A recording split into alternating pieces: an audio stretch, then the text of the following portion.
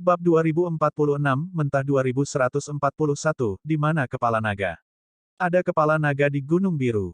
Ketika Xiao Chen mendengar itu, dia merasa terkejut. Saat dia melihat Gunung Biru di kejauhan, dia terus bergumam pada dirinya sendiri.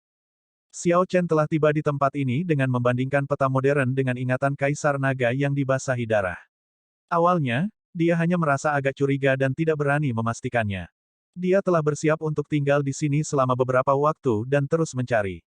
Namun, Gunung Biru yang curam ini dengan kemegahannya dan puncak yang tiba-tiba terputus membuat Xiao Chen tenggelam dalam pikirannya. Sekarang, dia mendengar dari pemuda yang lugas bahwa pernah ada kepala naga di Gunung Biru.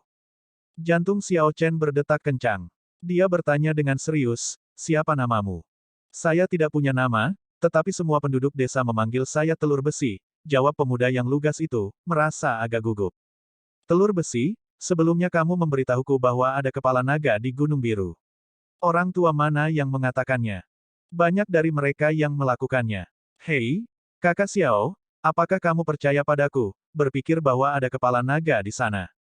Ketika Iron Egg melihat bahwa Xiao Chen mempercayai omong kosong yang dia sebutkan, dia merasa sangat terkejut. Xiao Chen menjawab dengan lembut, sulit untuk mengatakannya. "Namun, legenda dan rumor biasanya memiliki beberapa dasar. Bantu saya di sini, bawa saya untuk bertemu dengan orang tua di desa." Petik 2. Haha, itu hanya masalah kecil. Semua orang tidak sabar untuk berbicara dengan orang seperti kakak Xiao. "Ayo, aku akan mengantarmu." Di bawah pimpinan Iron Egg, Xiao Chen berbicara dengan banyak orang tua di desa, menanyakan mereka tentang kepala naga di Gunung Biru. Para lansia mengetahui cerita ini tetapi tidak dapat menjelaskannya. Mereka semua mengatakan bahwa itu diturunkan dari nenek moyang mereka, tetapi tidak ada yang secara pribadi melihat kepala naga. Hanya ada beberapa sastra lisan yang diturunkan dari generasi ke generasi. Adapun menyembah Gunung Biru, itu sudah menjadi tradisi umum di semua desa di daerah ini. Namun, jika ditanya mengapa mereka menyembah Gunung Biru, tidak ada yang bisa memberikan alasan. Secara alami, Xiao Chen tidak puas dengan jawaban yang tidak berdasar, yang tidak terlalu dapat diandalkan. "Kakak Xiao, maaf, sepertinya aku gagal membantumu." Iron Egg merasa agak malu dengan pencarian yang sia-sia. Sambil tersenyum, Xiao Chen membalas, "Mengapa kamu meminta maaf? Anda tidak melakukan kesalahan apapun. Apakah Anda punya waktu untuk menemani saya ke desa lain? Saya ingin pergi dan bertanya-tanya lebih banyak." "Saya bisa. Namun, aku harus pergi berburu. Saya belum berburu apapun selama setengah bulan." Petik 2. "Serahkan itu padaku." Mendengar bahwa Xiao Chen akan membantunya berburu, Iron Egg merasa sangat bersemangat. Dia minta diri sejenak dan segera kembali menunggang kuda dengan busur di punggungnya dan pedang di pinggangnya. Penampilan Iron Egg terlihat sangat tangguh. Xiao Chen meminjam seekor kuda dari desa, dan keduanya berangkat bersama. Pada hari-hari berikutnya, Xiao Chen dan Iron Egg menjelajahi daerah itu. Mereka akan pergi pada siang hari dan kembali setiap malam, tidak pernah kembali dengan tangan kosong. Keduanya akan selalu memiliki permainan besar. Orang-orang di desa semua bersukacita. Tanpa diduga, seorang kultivator hebat tinggal di desa mereka dan bahkan membantu mereka berburu. Orang-orang biasa yang tinggal di Laut Sunyi selalu kekurangan makanan dan air. Sementara tempat ini penuh dengan pertemuan kebetulan bagi para kultivator, orang biasa harus merencanakan dan menghadapi keadaan hidup mereka dengan hati-hati. Xiao Chen sudah lama tidak mengalami kehidupan seperti itu. Setelah hidup seperti ini selama beberapa hari, dia menghela nafas dengan emosi. Kepala desa, kakek 7, mengisap pipa saat dia melihat Xiao Chen pergi dan kembali setiap hari. Dia menunjukkan ekspresi yang rumit tetapi tidak mengatakan apa-apa. Setelah bertanya-tanya di banyak tempat, Xiao Chen memperoleh beberapa informasi yang berguna. Desa-desa di sekitar 5.000 km itu semuanya memang memiliki tradisi memuja Gunung Biru. Banyak desa memiliki legenda serupa tentang kepala naga di Gunung Biru. Dengan semua legenda ditambahkan bersama, Xiao Chen setidaknya bisa memverifikasi bahwa Gunung Biru pernah memiliki kepala naga. Namun, itu adalah sesuatu yang tak terelakkan sejak lama.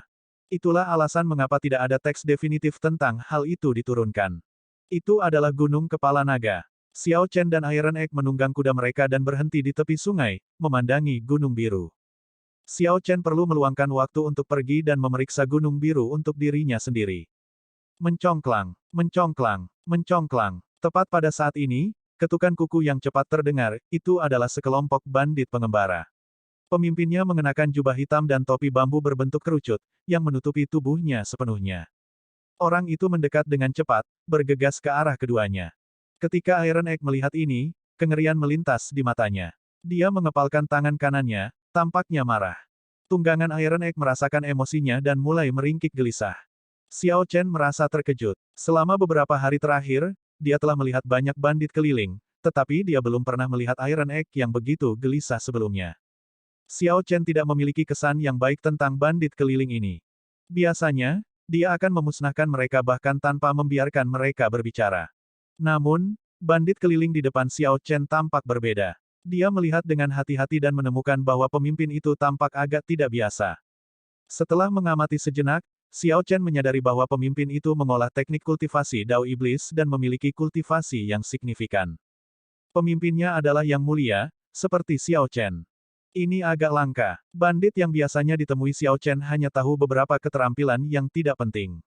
Mereka yang memiliki kekuatan berapapun tidak akan menjadi bandit, karena mereka memiliki banyak mata pencaharian lain. Bagi seorang yang mulia untuk bergaul dengan sekelompok bandit adalah masalah yang agak mengejutkan.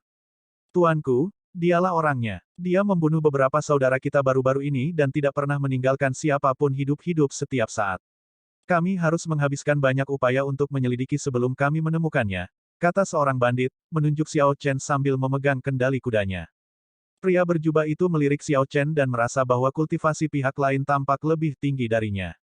Meski begitu, dia tidak panik, hanya berkata dengan dingin, "Teman, apakah kamu tidak tahu aturan, karena kamu baru saja tiba di Laut Sunyi? Jika Anda bijaksana, Anda sebaiknya pergi jauh. Jangan menyinggung orang yang seharusnya tidak Anda sakiti." Suara mendesing. Pria berjubah itu baru saja berbicara ketika seutas pedang Qi menembus kepala bandit di sekitarnya. Darah mengalir terus-menerus dari luka, membunuh orang-orang ini di tempat, dan tubuh mereka jatuh dari kuda mereka. Kamu berani menyerang anak buahku. Kamu mencari kematian. Pria berjubah itu terkejut. Dia tidak pernah berharap Xiao Chen menyerang dengan cepat, langsung membunuh orang-orangnya. Ini benar-benar membuatnya marah. Kamu terlalu banyak bicara omong kosong. Xiao Chen meraih dengan tangannya. Keengganan untuk menyeret ini keluar, dia langsung mengeksekusi kemarahan cakrawala. Dia segera mengambil pihak lain ke telapak tangannya, tidak memberinya kesempatan untuk melarikan diri. Ketika Xiao Chen membuka telapak tangannya lagi, lampu listrik dan pedang Qi yang tak terbatas meledak, dan darah terbang ke udara. Kakak Xiao, kamu membunuh utusan iblis. Telur besi yang terperangah tergagap ketika dia berbicara. Utusan setan. Itu adalah orang berjubah tadi. Demon and Voice mengontrol semua bandit di area tersebut. Mereka seperti setan jahat, tidak ada yang berani menentang mereka. Mereka praktis seperti dewa iblis. Iron Egg tidak percaya, memikirkan bahwa Xiao Chen membunuh utusan iblis dalam satu genggaman. Xiao Chen tidak menjelaskan, utusan iblis ini hanyalah yang mulia suci tahap awal. Saat ini, kecakapan tempur Xiao Chen menyamai kesempurnaan awal tokoh berdaulat. Menekan yang mulia sampai mati semudah menghancurkan seekor semut. Iron Egg tidak terlalu berpengetahuan dan tidak tahu perbedaan kekuatan di antara para pembudidaya, karenanya dia terkejut. Namun, kata-kata Iron Egg membuat Xiao Chen waspada. Sepertinya bandit ini memiliki faksi Dao Iblis yang mendukung mereka dan tidak sesederhana itu. Jangan beritahu orang lain tentang hari ini. Ya tentu, saya tahu. Kakak Xiao Chen, bisakah kamu mengajariku berkultivasi? Aku ingin menjadi sepertimu. Iron Egg berkata dengan agak rindu. Mari kita bicarakan itu lagi ketika kita kembali. Baiklah. Setelah berurusan dengan mayat di sini, Xiao Chen menoleh ke belakang untuk melirik Gunung Biru sebelum kembali ke desa dengan telur besi. Keduanya kembali tidak dengan tangan kosong. Di desa, Xiao Chen mengeluarkan seekor binatang buas besar dari cincin penyimpanannya. Banyak keluarga di desa bersukacita saat mereka maju untuk memproses daging binatang itu. Mereka sudah lama menunggu. Daging binatang ini sangat berbeda dari binatang buas yang diburu penduduk desa. Binatang ini mengandung energi spiritual di dalam tubuhnya. Ketika orang biasa mengkonsumsinya, itu akan memperkuat fisik mereka, baik otot maupun tulang, memberikan nutrisi yang luar biasa. Pahlawan muda Xiao benar-benar merupakan berkah bagi desa kami. Kamu membantu kami mengumpulkan cukup makanan untuk bertahan beberapa tahun hanya dalam beberapa hari. Kita tidak lagi harus mengambil risiko berburu di masa depan.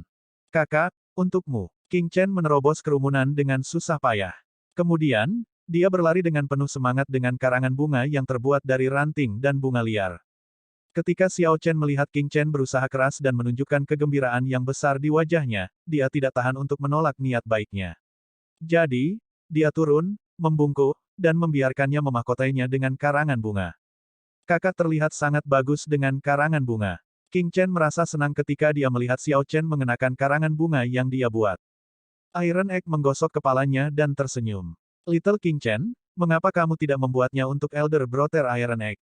Telur besi, untuk berpikir bahwa kamu tidak malu mengatakan itu. Lihatlah wajahmu yang gelap, kamu tidak akan terlihat bagus bahkan jika kamu memakainya. Seseorang menggoda, dan semua orang tertawa. Iron Egg membalas dengan tergesa-gesa, persetan denganmu. Siapa bilang aku, Iron Egg, tidak akan terlihat bagus. Ketika saya bepergian ke desa lain dengan kakak Xiao, saya cukup populer di kalangan para wanita. Petik 2. Kamu membual. Sementara semua orang tertawa, Xiao Chen memperhatikan kakek tujuh merokok pipa dan menatapnya dari kejauhan. Xiao Chen telah lama memperhatikan bahwa kakek tujuh tampaknya memiliki sesuatu untuk dikatakan kepadanya. Jadi, dia pamit dari Iron Egg dan berjalan mendekat. Saat kakek tujuh mengisap pipanya, dia membawa Xiao Chen ke rumahnya. Setelah keduanya duduk dan minum secangkir anggur, kakek tujuh bertanya, "Adik, apakah kamu sudah berkeliling untuk bertanya tentang kepala naga Gunung Biru?" Xiao Chen meletakkan cangkir anggurnya dan mengangguk. "Iya, aku ingin tahu kemana perginya kepala naga itu." Bab 2047, Mentah 2142, Musim Semi Yin Dingin. Aku ingin tahu kemana perginya kepala naga itu. Kakek tujuh mengetuk meja dengan pipanya. Kerutan di wajahnya yang tua tampak menonjol saat dia menghela nafas. Sudah bertahun-tahun, tetapi orang-orang terus datang untuk menemukan kepala naga. Namun, tidak ada yang menemukannya. Kebanyakan orang berpikir bahwa itu hanya legenda dari masa lalu. Adik kecil, jangan menganggapnya terlalu serius dan tunda urusanmu sendiri. Petik 2. Jantung Xiao Chen berdetak kencang. Yang lain datang untuk mencarinya. Dulu lebih banyak dan sekarang lebih sedikit. Ketika saya masih muda, saya ingat melihat kakek saya menerima satu orang seperti itu. Sejak itu, tidak ada orang lain yang datang. Namun, orang-orang datang sesekali sebelum itu. Mereka semua pergi dengan kecewa. Tidak banyak yang bisa ditemukan. Kakek tujuh menarik pipanya dan mengembuskan seteguk asap. Saat dia mengintip melalui asap, dia memandang Xiao Chen dan berkata, "Dari apa yang saya ingat, orang itu mengeluarkan udara yang mirip dengan milik Little Brother." Udara yang mirip. Xiao Chen melambaikan tangannya dan menggunakan energi esensi sejati untuk menggambar di udara. Ketika kakek tujuh melihat gambar ini, dia berseru dengan kaget, dia adalah orangnya. Adik kecil, kamu kenal dia. Aku ingat dia datang sendiri. Dia sangat baik seperti adik kecil. Aku ingin tahu bagaimana keadaannya sekarang. Orang yang ditunjukkan Xiao Chen adalah naga langit yang dia temui. Mengingat ini, Xiao Chen sekarang merasa yakin bahwa tempat ini adalah tanah lama Azure Dragons. Keraguannya tersapu. Namun, Xiao Chen tidak bisa langsung menjawab pertanyaan kakek tujuh. Naga langit itu dikurung di penjara naga langit berbintang, menderita siksaan yang tidak manusiawi setiap siang dan malam. Dia cukup baik, orang yang sangat ulet, kata Xiao Chen setelah jeda. Hanya itu yang bisa dia katakan. Kakek tujuh tersenyum dan menghela nafas, sangat menyenangkan menjadi seorang kultivator, tidak seperti kita orang biasa. Bakat kami tidak mencukupi, jadi kami tidak bisa berkultivasi. Kalau tidak, kakek saya bisa hidup sampai hari ini, namun, tinggal di laut yang sunyi juga bukan hal yang baik. Praktis tidak ada sekte yang menerima murid untuk diasuh dari laut sunyi. Pertama, tempat yang luas ini sangat jarang penduduknya dengan sumber daya yang terbatas. Kedua, terlalu sedikit penduduk asli tempat ini yang tinggal di tempat lain. Sekte di sini adalah semua cabang dari faksi besar. Mereka perlahan akan memelihara murid yang dikirim dari markas mereka. Xiao Chen memasuki pemikiran yang mendalam. Sejak naga surgawi itu datang ke sini sebelumnya, apakah dia meninggalkan petunjuk? Setelah Xiao Chen bertanya kepada kakek tujuh tentang hal itu, kakek tujuh mencoba mengingat dengan susah payah. Aku benar-benar tidak bisa mengingatnya. Biarkan aku melihat-lihat dulu. Kakek tujuh meneguk anggur dan mulai mencari di rumah lamanya. Aku menemukannya. Kakek tujuh mengeluarkan buku yang menguning dari kotak tua. Setelah dia membersihkannya, dia berkata, "Ini adalah buku harian kakekku. Saya ingat bahwa dia akan menuliskan setiap hal penting di dalamnya." Xiao Chen menerima buku harian itu dengan ekspresi agak muram. Kemudian, sedikit kegembiraan muncul di wajahnya. Kakek tujuh, Terima kasih banyak. Benda ini sangat berguna bagiku. Kakek tujuh tersenyum dan berkata, jika itu berguna, ambillah. Anda telah banyak membantu desa akhir-akhir ini. Aku juga tidak tahu bagaimana membalasmu. Kakek tujuh, kamu terlalu sopan. Oh itu benar. Sebelumnya, Anda tampaknya ragu-ragu atas keputusan. Sepertinya kamu ingin mengatakan sesuatu. Xiao Chen bertanya dengan lembut setelah meletakkan buku harian itu. Kakek tujuh mengangguk. Memang ada sesuatu yang saya ingin bantuan Little Brother. Namun, lelaki tua ini tidak dapat membalas budi, jadi saya tidak bertanya. Petik 2. Xiao Chen tersenyum dan berkata, kakek tujuh benar-benar terlalu sopan. Saya memiliki takdir dengan tempat ini, meskipun saya tidak dapat menjelaskannya secara rinci sekarang. Namun, Anda dapat yakin. Katakan saja apa yang Anda butuhkan, menganggapnya sebagai aku berutang kepada kalian semua. Petik 2. Ketika kakek tujuh melihat ekspresi tulus Xiao Chen, dia menghela nafas. Ada kota bunga persik sekitar 1.500.000 kilometer jauhnya. Ini mengadakan festival anggur bunga persik skala kecil setiap dekade dan festival anggur bunga persik skala besar setiap abad. Xiao Chen pernah melihat Peach Blossom City sekali sebelumnya saat berkeliaran di daerah itu. Aroma anggur memang datang dari tempat itu, dia bisa mencium baunya dari jarak 50 kilometer. Namun, karena dia terburu-buru, dia tidak pergi ke kota untuk melihatnya. Tolong lanjutkan. Benar, ketika saya masih muda, saya bisa membawa anggur yang saya seduh ke festival anggur dan berpartisipasi. Bahkan jika saya tidak menonjol, saya bisa menjual anggur saya dengan harga yang bagus. Itu meredakan kekhawatiran desa tentang makanan selama beberapa tahun. Namun, 30 tahun yang lalu, sumur kuno di luar desa mengering, jadi saya belum bisa menyeduh anggur yang enak. Ketika Xiao Chen mendengar itu, dia tersenyum dan bertanya, apakah kamu berniat untuk kembali dan berpartisipasi dalam festival anggur 100 tahun? Saya juga seorang pecinta anggur. Kakek tujuh, apa yang kamu butuhkan? Tanya saja. Kakek tujuh menghela nafas, ini bukan dorongan hati. Tuan kota Peach Blossom City adalah karakter utama. Jika ada anggur yang menarik perhatiannya selama festival anggur 100 tahun, dia akan menyetujui permintaan pembuat bir. Hanya dengan sepatah kata darinya, dia bisa menjamin keamanan desa kita selama 1 abad. Meskipun peluangnya kecil, saya masih ingin melatih tulang-tulang tua ini dan mencobanya. Festival Anggur 100 tahun. Xiao Chen memasuki pemikiran yang mendalam. Kakek tujuh tampaknya mengkhawatirkan sesuatu. Dia selalu memiliki ekspresi khawatir di wajahnya. Sayangnya, saya sudah meminum semua Heartburn untuk menstabilkan kultivasi saya dan meningkatkannya lebih jauh. Saya masih memiliki setengah botol api 1000 tahun. Saya bisa menuangkan 1 tetes ke dalam labu anggur Azure Dragon dan mengubahnya menjadi sebotol penuh untuk berpartisipasi dalam festival anggur bunga persik. Sebelum Xiao Chen meminum Heartburn, dia menganggap Tousan Year Flame sebagai anggur terbaik di dunia.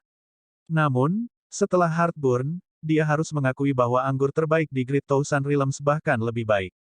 Sulit untuk mengatakan apakah Tousan Year Flame bisa menonjol di Peach Blossom Wine Festival. Kakek tujuh, lihat resep ini. Bisakah kamu menyeduh ini? Xiao Chen berpikir sejenak sebelum mengeluarkan resep Heartburn.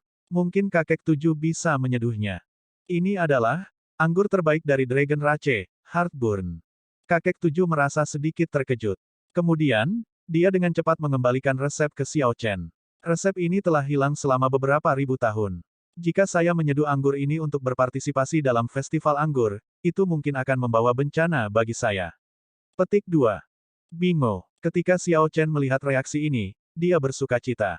Dia tersenyum dan berkata, kakek tujuh, jangan terburu-buru. Bantu aku menyeduh ini. Kami tidak akan menggunakannya untuk festival anggur, itu untuk saya. Bagaimana? Kakek tujuh berkata dengan ragu-ragu, tapi aku tidak bisa mendapatkan bahan-bahannya. Ini baik saja. Serahkan bahan-bahannya padaku. Kakek tujuh, anggur apa yang ingin kamu seduh? Saya akan menyelesaikan bahan-bahannya. Petik 2. Besar. Namun, kita harus memulihkan sumur kuno di luar desa. Tanpa air sumur itu, saya tidak akan berhasil menyeduh Heartburn Anda atau anggur yang ingin saya seduh. Petik 2. Aku akan pergi dan melihatnya. Jika saya tidak dapat memulihkannya, saya akan pergi lebih jauh untuk mencari air sumur lain untuk menggantikannya. Air sumur apa yang bisa sepenting ini?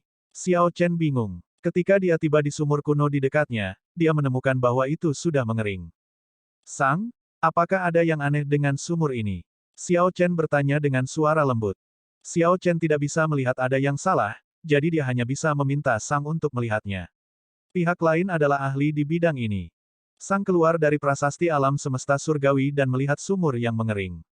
Kemudian, dia mempelajari medan di sekitarnya sebelum ekspresinya sedikit berubah. Dia menghela nafas, ini adalah musim semi yin dingin. Memikirkan bahwa mata air yin dingin bisa muncul di Laut Sunyi. Musim semi yin yang dingin. Ini adalah mata air yang lahir di tanah yin yang ekstrim. Tanah yin yang ekstrim dingin dan menusuk tulang, sangat dingin. Sulit bagi air untuk mengalir di tempat seperti itu. Jika ada, itu karena kebetulan yang mengarah ke medan yang menghasilkan air mancur. Mata air seperti itu akan dikenal sebagai mata air yin dingin. Tanah yin yang ekstrim sangat sulit ditemukan. Satu dengan air yang mengalir bahkan lebih sulit ditemukan. Selain itu, ia membutuhkan air mancur yang dibuat oleh medan, yang meningkatkan kelangkaannya. Petik 2. Sang melanjutkan setelah jeda, air mata air dingin yin memang cocok untuk membuat anggur yang baik, dan penggantinya sulit ditemukan. Ini agak bermasalah. Sepertinya kakek tujuh benar. Jika resepnya meminta air mata air dingin yin, tidak akan ada cara untuk menyeduh anggur. Mengapa musim semi berhenti? Ada terlalu banyak kemungkinan alasan. Sumbernya mungkin telah terputus. Energi yang dikaitkan dengan yin mungkin terlalu padat, menghentikan aliran air. Medannya mungkin telah berubah, mengalirkan air bawah tanah ke tempat lain. Sebagai penjelmaan pohon mulberry penyangga, Sang memahami cara kerja medan dan mata air seperti punggung tangannya. Pada dasarnya tidak perlu meragukan kata-katanya. Sepertinya aku harus turun dan melihatnya, gumam Xiao Chen sambil menatap sumur yang dalam dan mengering. Jangan lakukan itu dulu. Sang menarik Xiao Chen, menasihatinya untuk tidak terburu-buru. Apa yang salah? Xiao Chen merasa bingung. Sang menjawab dengan serius, kakek tujuh itu hanyalah orang biasa. Dia tidak mengerti banyak tentang mata air yin dingin. Saya menduga bahwa mata air yin dingin ini tidak alami. Petik 2. Itu buatan manusia. Itu terlalu konyol. Siapa yang bisa begitu akurat mengubah medan, bahkan mengubah yin dan yang untuk menciptakan wilayah yin yang ekstrim. Ketika Xiao Chen mendengar apa yang dikatakan Sang, dia terperangah dan agak tidak percaya.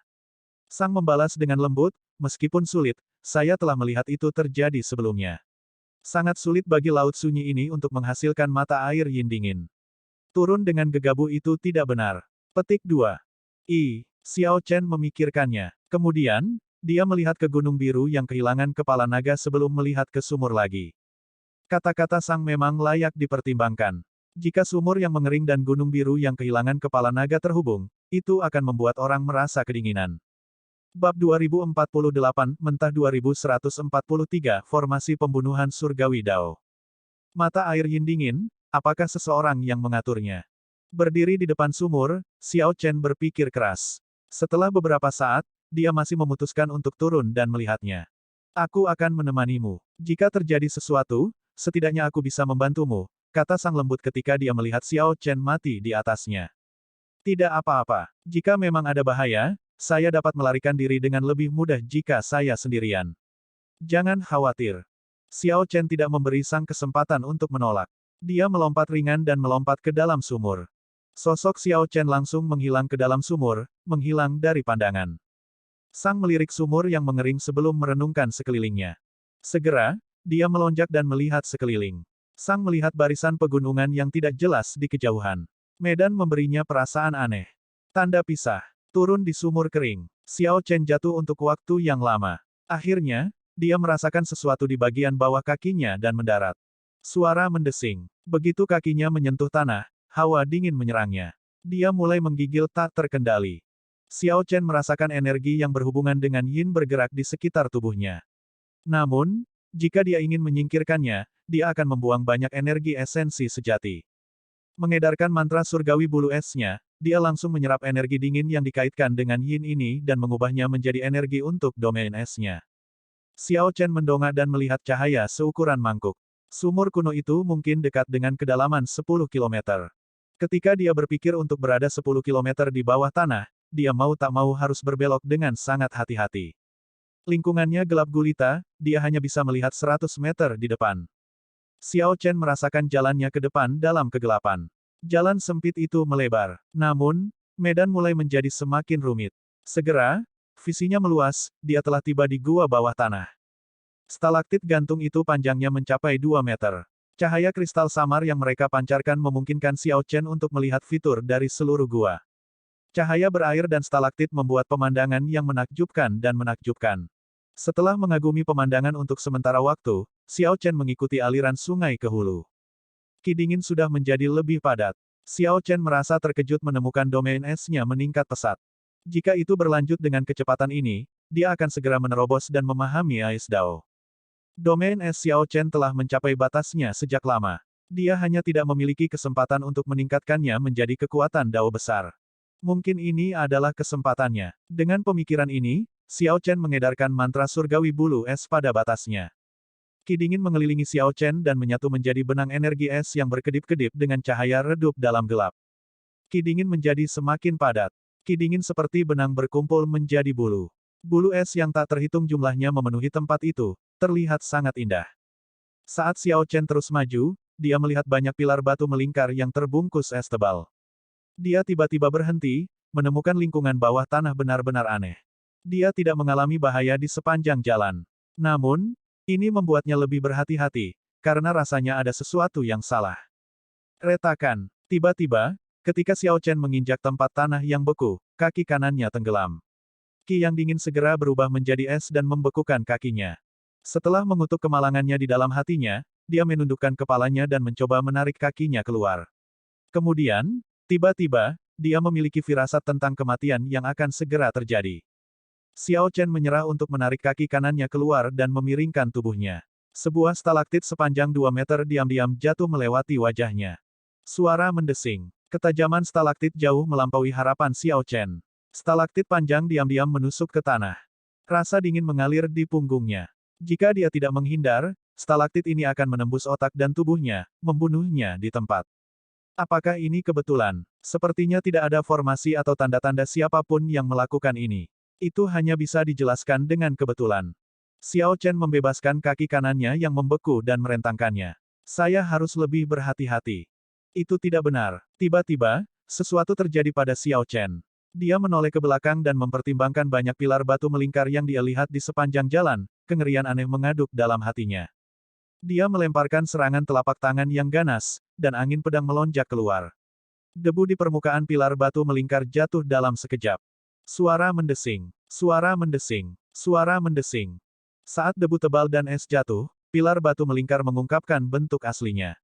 Mereka semua adalah mayat, mayat beku yang berdiri di tanah. Ekspresi yang mereka miliki sebelum mereka mati tetap jelas.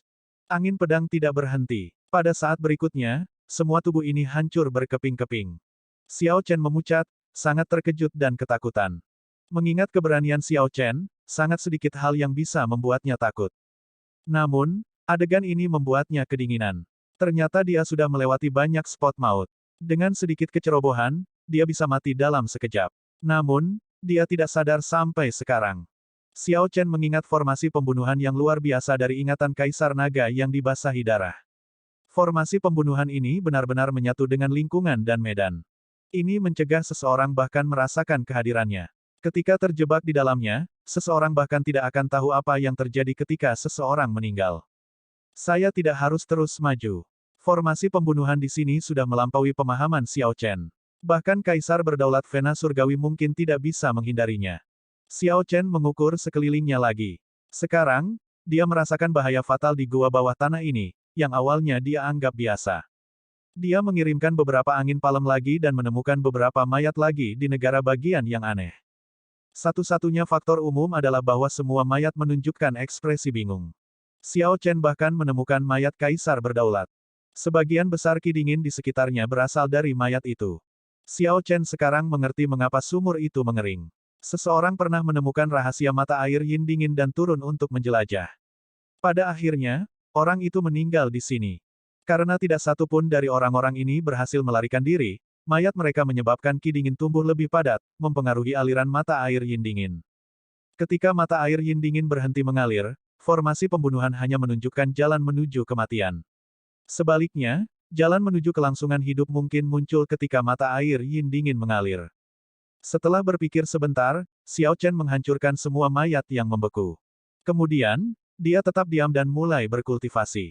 Saat ini, Xiao Chen sudah dalam bahaya yang mematikan. Jika dia mencoba untuk kembali, dia pasti akan mati. Formasi pembunuhan akan melemah hanya ketika mata air dingin Yin mulai mengalir lagi. Hanya dengan begitu Xiao Chen bisa mendapatkan kesempatan untuk bertahan hidup. Xiao Chen mengendarai mantra surgawi bulu es dan terus-menerus menyerap ki dingin di sekitarnya.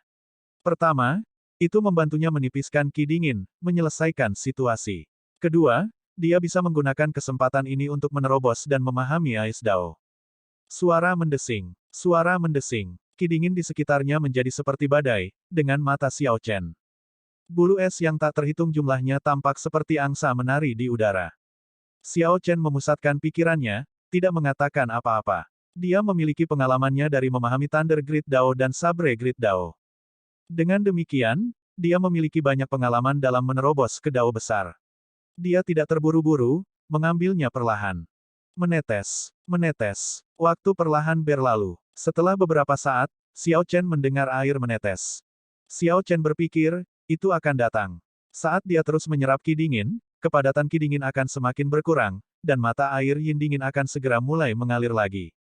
Dia perlu menerobos sebelum musim semi yin dingin tiba. Dia hanya memiliki satu kesempatan untuk bertahan hidup. Lebih cepat, lebih cepat, lebih cepat. Ambisi membengkak di hatinya, Xiao Chen mendorong mantra surgawi bulu esnya hingga batasnya. Rambut panjangnya berkibar-kibar, bersinar dengan cahaya putih giok, sementara ki dingin meresap ke seluruh tubuhnya. Butir cahaya putih seukuran butir muncul di belakangnya sebelum tiba-tiba menyala terang dan menyatu menjadi cakram dao yang lengkap. Ledakan. Xiao Chen membuka matanya dan melihat air es mengalir dari hulu. Air itu tampak seperti seekor naga yang akan menelannya. Xiao Chen bangkit dan berlari dengan tergesa-gesa, tidak repot-repot memeriksa energi Dao besar Ice Grid Dao. Mata air es menyembur tanpa henti di belakangnya, membuka jalan untuk bertahan hidup. Saat dia berlari, dia tidak menemui bahaya. Xiao Chen menelusuri kembali langkahnya dan akhirnya tiba di dasar sumur. Tanpa dia bahkan harus berpikir, energi esensi sejatinya meletus dari kakinya saat dia melompat. Ledakan. Pada saat berikutnya, Xiao Chen melonjak. Segera, dia muncul dari sumur dan melayang di udara. Dia mendarat di tanah dan pindah ke samping dengan Sang. Kemudian, dia memberitahu Sang tentang apa yang terjadi di bawah. Sang berseru dengan ekspresi muram, kamu memasuki formasi pembunuhan surgawi Dao. Formasi pembunuhan seperti itu menyatu dengan Dao surgawi. Hal ini sangat luar biasa, tak terlihat dan tak berbentuk. Kamu benar-benar beruntung bisa melarikan diri hidup-hidup. Petik 2. Xiao Chen juga merasakan ketakutan yang tersisa. Seandainya dia melanjutkan ke hulu, dia mungkin mati di sana tanpa sadar. Sang berhenti sejenak sebelum menambahkan, orang yang meletakkan formasi pembunuhan ini memiliki keterampilan yang sangat hebat. Jika orang mati di sana, itu berarti mereka menemukan rahasia mata air yin dingin. Ketika orang mati, dan mata air mengering, itu akan berhenti menarik perhatian. Itu berfungsi sebagai perlindungan yang sangat alami, benar-benar menakjubkan. Xiao Chen memikirkan hal ini sebentar dan juga merasa cukup menakutkan. Pada saat ini, mata air yin dingin menyembur keluar dari sumur, berubah menjadi pilar air yang menjulang ke langit. Hal ini menarik perhatian keduanya. Mata air itu memuntahkan dan tersebar di mana-mana. Penduduk desa yang terkejut melihat pemandangan ini dengan cepat berlari. Semua penduduk desa bergembira. Sumber air sangat langka di Laut Desolate. Dengan mata air di bawah tanah, sumur itu bisa menghidupi ratusan keluarga. Sejak mata air yin dingin mengering, penduduk desa harus menempuh perjalanan lebih dari 50 km untuk mendapatkan air dari desa-desa yang bersahabat. Sekarang mata air itu mengalir lagi, mereka tidak lagi harus menjadi panutan orang lain untuk bertahan hidup. Penduduk desa yang gembira mandi di mata air yang jatuh sambil tersenyum. Beberapa orang mengeluarkan wadah untuk mengambil air.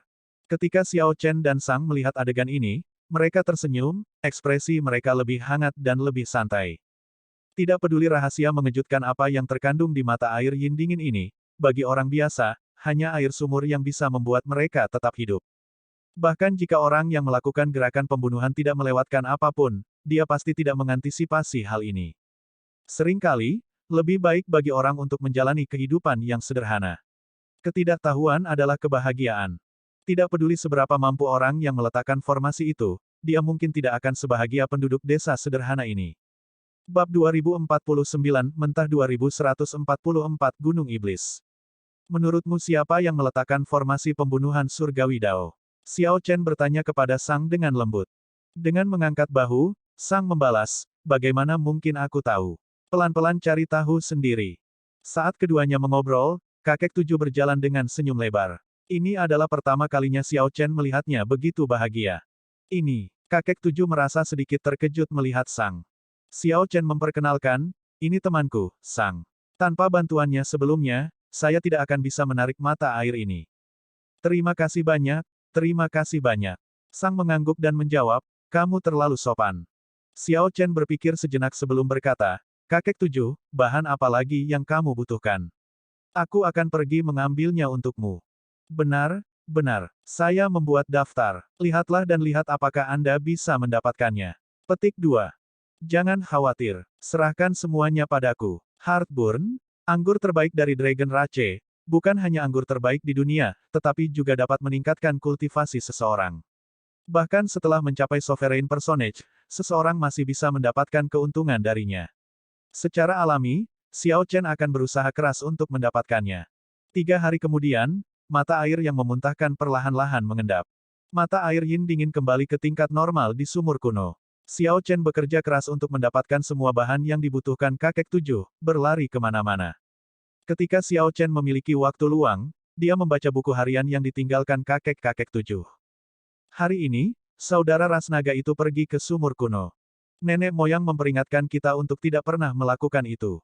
Kakaknya sudah lama pergi. Saya mendengar tangisan aneh datang dari sumur kuno di malam hari. Merasa khawatir, saya pergi untuk melihat. Selain bulan darah yang terlihat sangat terang dalam pantulannya, tidak ada yang aneh.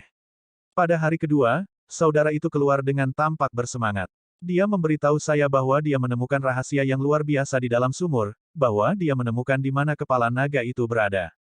Saat mencapai halaman ini, Xiao Chen menunjukkan ekspresi terkejut. Kemudian, dia membalik dengan cepat ke halaman berikutnya. Namun, halaman kedua berbicara tentang hal-hal lain dan bukan apa yang dia cari. Naga surgawi itu masuk ke dalam sumur dan menjadi lebih jauh dariku. Dia bahkan menemukan rahasia di sumur kuno. Xiao Chen menatap buku harian itu dengan ekspresi muram, lalu melanjutkan membaca. Saudara itu pergi ke Gunung Biru lagi. Setiap kali dia pergi ke Gunung Biru, ekspresinya akan berubah sangat tidak sedap dipandang. Saya takut. Para leluhur mengatakan jangan pernah pergi ke Gunung Biru. Seseorang akan dikutuk jika pergi ke sana. Namun, bahkan ketika saya memberitahu dia, saudara itu tidak mau mendengarkan. Aku hanya bisa membiarkannya. Saya takut dan gelisah setiap malam, takut budak yang sunyi akan datang. Sejak saudara itu datang, budak Desolate tampaknya memberikan perhatian khusus pada desa kami. Untungnya, saudara itu ada di sini. Bahkan budak Desolate tidak bisa membunuhnya. Aku ingin tahu seberapa kuat saudara itu. Petik 2. Musim dingin di sini. Lapisan salju tebal menutupi tanah. Kakak itu belum pergi. Dengan dia di sekitar, penduduk desa tidak perlu khawatir tentang makanan. Ini adalah hal yang beruntung. Musim dingin ini tidak berat bagi kami. Menakutkan. Terlalu menakutkan. Saya tidak tahu apa yang dilakukan saudara itu, tetapi gunung-gunung yang jaraknya ribuan kilometer tampaknya melolong marah. Beberapa berkas cahaya melesat ke arah Gunung Biru dan memasukinya. Gunung Biru itu bergetar dan berkedip dengan cahaya yang mengalir yang tampak seperti darah yang mengalir di pembuluh darah. Sepertinya itu menjadi hidup. Semua orang di desa itu ketakutan konyol. Kami semua gemetar ketakutan, tidak berani keluar. Namun, saudara itu tidak berhenti. Dia terbang di atas Gunung Biru, dan saya melihat bulan dan matahari muncul pada saat yang sama. Beberapa orang menakutkan menyerbu, dan saudara itu tampak terluka. Aku mengintip melalui jendela dan melihat saudara itu memikat mereka semua ke dalam sumur kuno. 3 hari berlalu. Kakak itu tidak keluar. Orang-orang menakutkan itu juga tidak keluar. Petik 2. Sudah beberapa bulan. Aku tahu kakak pasti baik-baik saja. Namun, saya yakin dia tidak akan datang lagi. Desa ini akhirnya damai kembali. Kakak itu benar-benar berhenti datang. Pak. Xiao Chen menutup buku harian itu dan berjalan ke sumur kuno, merasakan dorongan untuk melompat. Ternyata naga langit itu menjatuhkan orang-orang itu. Dia memikat semua tokoh berdaulat itu, bahkan kaisar berdaulat, ke kematian mereka. Dia memang orang yang kejam. Kepala desa benar. Gunung Biru memang terkutuk. Naga surgawi itu berakhir dalam keadaan yang menyedihkan. Saya tidak bisa begitu saja pergi ke Gunung Biru. Namun, apa yang dilakukan naga langit itu untuk membuat bulan darah dan matahari raksasa muncul di langit malam laut sunyi? Apa yang dia temukan? Apakah dia tahu bagaimana Azure Dragons dihancurkan? Apakah dia tahu siapa yang meletakkan formasi? Apakah ini sebabnya dia dikurung di penjara naga langit berbintang, disiksa setiap hari? Xiao Chen tiba-tiba merasa ketakutan di mana alasannya membawanya. Jika naga langit itu dikurung di penjara naga langit berbintang karena dia menemukan rahasia yang mengejutkan daripada insiden dia mengejek Kaisar Naga Emas Ungu, siapa yang dia sakiti? Siapa yang bisa lebih mengerikan dari Kaisar Naga Emas Ungu? Saat Xiao Chen melihat sumur kuno, dia menjadi tenang, dan dorongan untuk menjelajahinya menghilang. Xiao Chen tidak memiliki budidaya naga surgawi itu. Jika dia turun, akan sulit untuk mengatakan apakah dia bisa bertahan. Kakak, apa yang kamu lihat? Xiao Chen menoleh ke belakang. Itu adalah King Chen. Dia belum melihat gadis kecil ini selama beberapa hari. King Chen tidak lagi seperti ketika Xiao Chen pertama kali melihatnya, menangis dan terisak. Sekarang setelah dia kembali ke desa, dia bisa merawat kakaknya. Dia sudah puas dengan itu.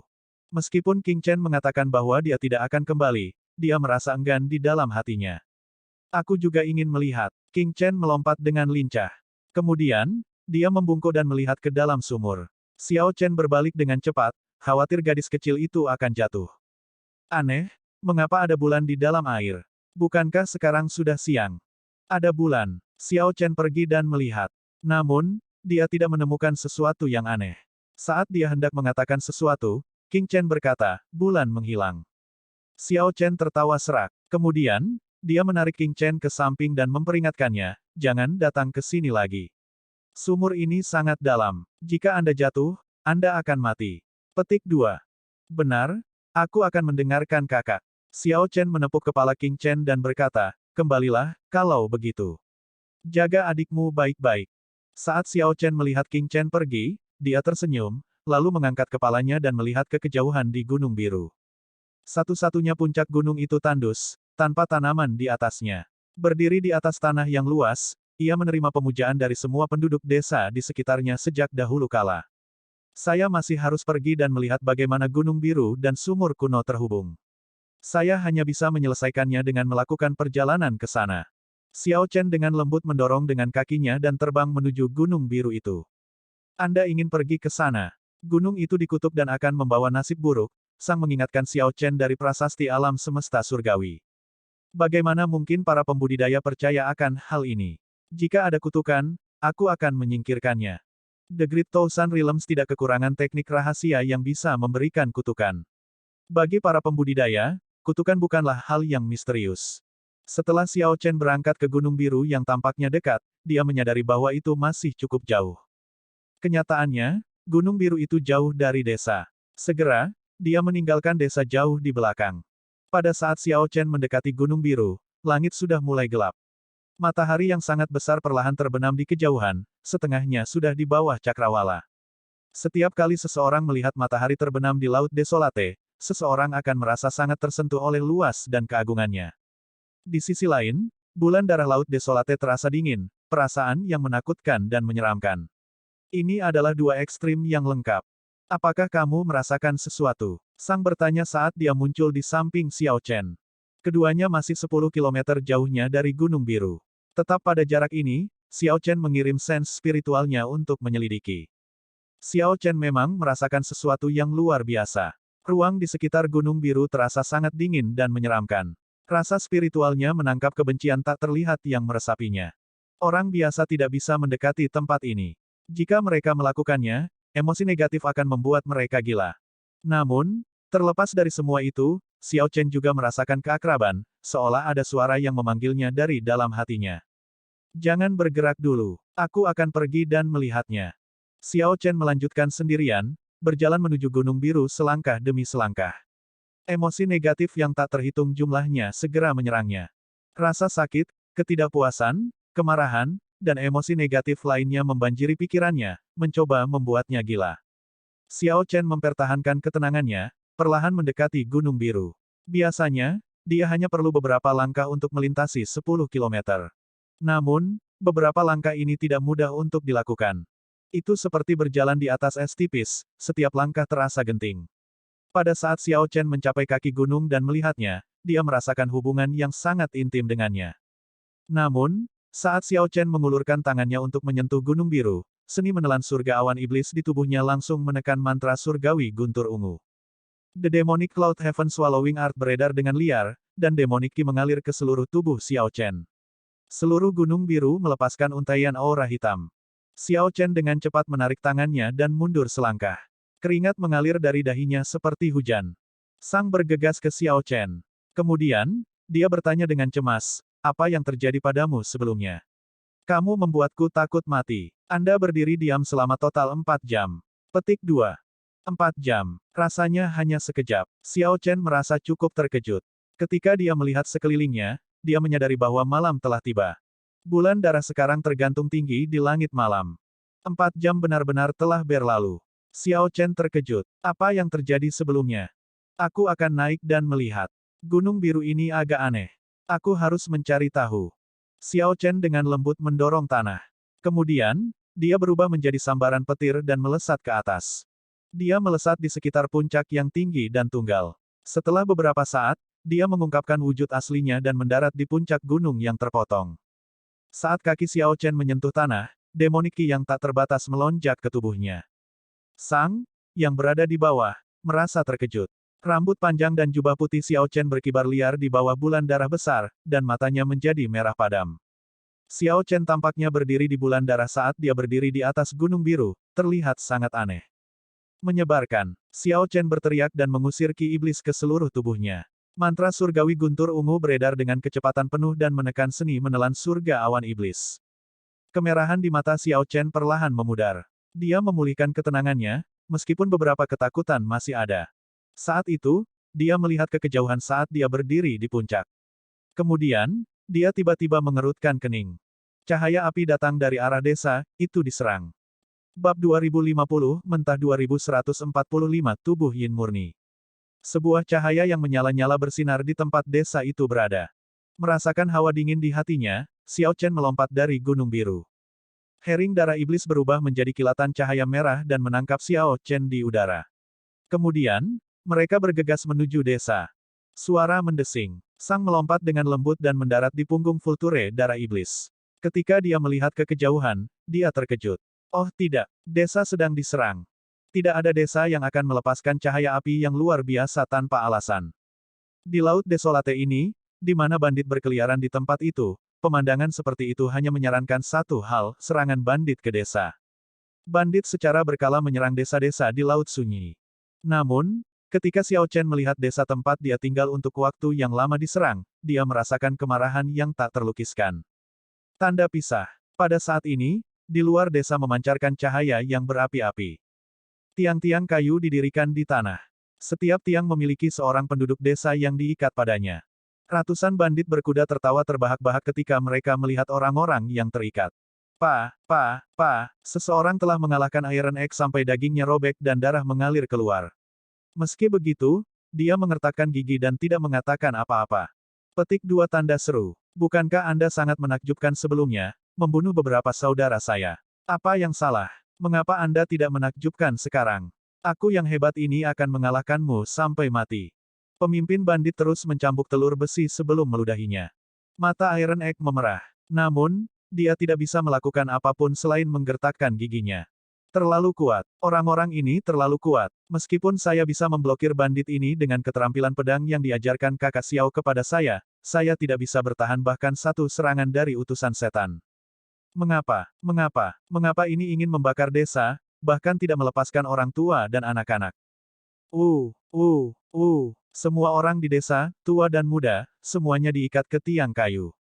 Banyak anak kecil yang menangis keras terdengar sangat sedih di malam hari. Namun, para bandit hanya tertawa tanpa perasaan. Beberapa dari yang kejam bahkan pergi untuk menyiksa orang tua dan anak-anak. Kamu, datang saja padaku. Iron Egg mengamuk dalam ketidakpuasan saat dia meludahkan seteguk darah.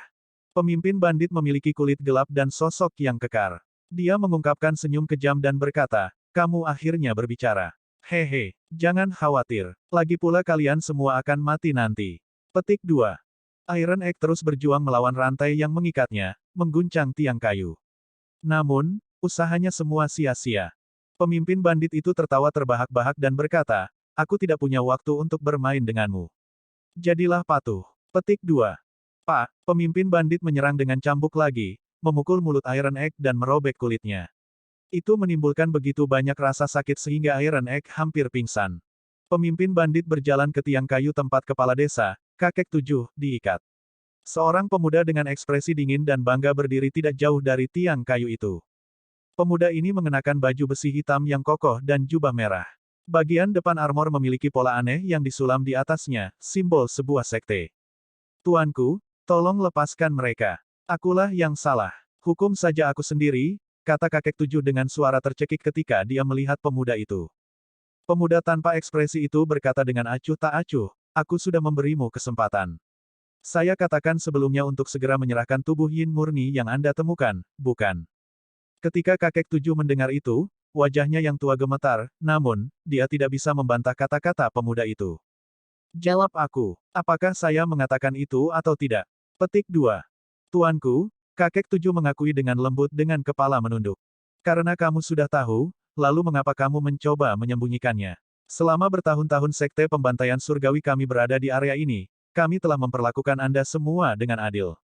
Selama Anda menyerahkan jumlah anak kecil yang dibutuhkan tepat waktu, kami tidak akan datang dan mencari masalah untuk Anda. Jika Anda menyerahkan tubuh Yin murni, bahkan akan ada hadiahnya. Pemuda itu berhenti sejenak sebelum melanjutkan dengan acuh tak acuh, jika saya tidak membunuh 100 sebagai contoh kali ini, bagaimana orang lain akan tunduk di masa depan? Jadi, katakan padaku, haruskah aku membunuh atau tidak? Kakek 7 tetap diam, tidak bisa berkata apa-apa. Aku memberimu wajah, tapi kamu menolaknya. Sepertinya saya harus memberi Anda pelajaran sebelum Anda belajar. Anda orang biasa benar-benar celaka. Terus kalahkan mereka. Pemuda itu memerintahkan, tidak lagi menyeret ini keluar.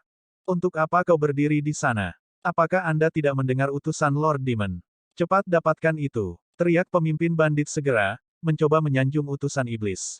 Kemudian, dia pergi dan berkata sambil tersenyum, Tuan Setan Utusan, Anda tidak perlu repot dengan penduduk desa yang malang ini. Anda hanya bisa beristirahat di samping. Serahkan ini pada kami, jangan sampai kamu mengotori tanganmu. Dengan ekspresi dingin, pemuda itu memerintahkan dengan acuh tak acuh, siksa mereka sampai tengah malam sebelum membunuh mereka. Beritahu anak buah Anda untuk memperhatikan hal ini. Saya membutuhkan jiwa-jiwa dengan kebencian terberat. Jangan mengacaukan ini. Namun, tepat setelah pemuda itu berbicara, ekspresinya tiba-tiba berubah saat dia melihat ke atas dengan cepat. Seekor burung raksasa yang diselimuti api merah terbang di langit malam, menunjukkan sifat iblis yang luar biasa. Vulture darah iblis. Mata pemuda itu berbinar. Ini adalah hewan peliharaan iblis puncak yang diimpikan oleh orang-orang dari Dao Iblis. Selanjutnya, itu adalah hering darah iblis yang bermutasi.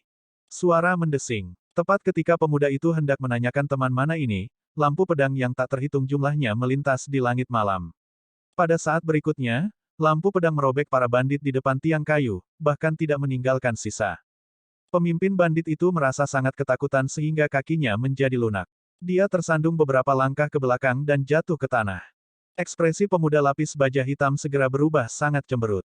Saat dia melihat Xiao Chen mendarat, niat membunuh yang berat membara di matanya. Teman terhormat ini, apa maksudmu dengan ini? Xiao Chen tidak menjawab pemuda itu. Dia memandang penduduk desa yang diikat ke tiang kayu, melihat bahwa mereka semua ada di sana, tanpa membedakan usia atau jenis kelamin, disiksa tanpa kecuali. Xiao Chen mengambil beberapa langkah dan tiba di depan Iron Egg. Ketika Iron Egg melihat Xiao Chen, dia menangis. Kakak Xiao, aku tidak berguna. Iron Egg memiliki banyak hal yang ingin dia katakan. Namun, ketika dia melihat Xiao Chen, dia tidak tahu bagaimana mengekspresikan kemarahan yang memenuhi hatinya. Iron Egg memadatkan semua yang ingin dia katakan menjadi kata-kata, aku tidak berguna. Kamu menderita, telur besi. Xiao Chen menepuk bahu Iron Egg, menenangkannya. Hati Xiao Chen berdarah saat dia melakukan yang terbaik untuk menekan niat membunuhnya. Teman, saya menyarankan Anda untuk tidak ikut campur dalam masalah sekte pembantaian surgawi kami. Sekte pembantaian surgawi bukanlah eksistensi yang bisa kau singgung. Kultivator lapis baja hitam merasakan tekanan besar yang datang dari Xiao Chen meskipun Xiao Chen bahkan bukan orang yang berdaulat. Kepercayaan dirinya goyah, pemuda itu melaporkan nama sektenya untuk menakut-nakuti Xiao Chen. Sekte pembantaian surgawi. Xiao Chen bergumam pada dirinya sendiri, memasuki pemikiran yang dalam. Betul sekali. Itu adalah sekte pembantaian surgawi, sekte Dao Iblis peringkat 7. Belum lagi Anda, Bahkan faksi besar dari wilayah utara dan timur tidak akan berani ikut campur dalam masalah sekte pembantaian surgawi kita. Saya dapat mengatakan bahwa Anda adalah seorang pembudidaya ras naga, jadi saya akan memberi Anda wajah dan membiarkan insiden ini berlalu. Cepat pergi. Ketika pembudidaya lapis baja hitam melihat bahwa nama sekte pembantaian surgawi tampaknya berhasil, dia perlahan mendapatkan kembali kepercayaan dirinya. Kemudian, pemuda itu melihat kilatan lampu listrik, dan cahaya tinju terbang ke arahnya dengan kecepatan yang tak terbayangkan. Kultivator lapis baja hitam mencoba mundur dan memblokir. Namun, dia gagal memblokir apapun. Bang! Cahaya tinju mendarat di wajah pembudidaya lapis baja hitam, dan 200 kekuatan kuali langsung meledak.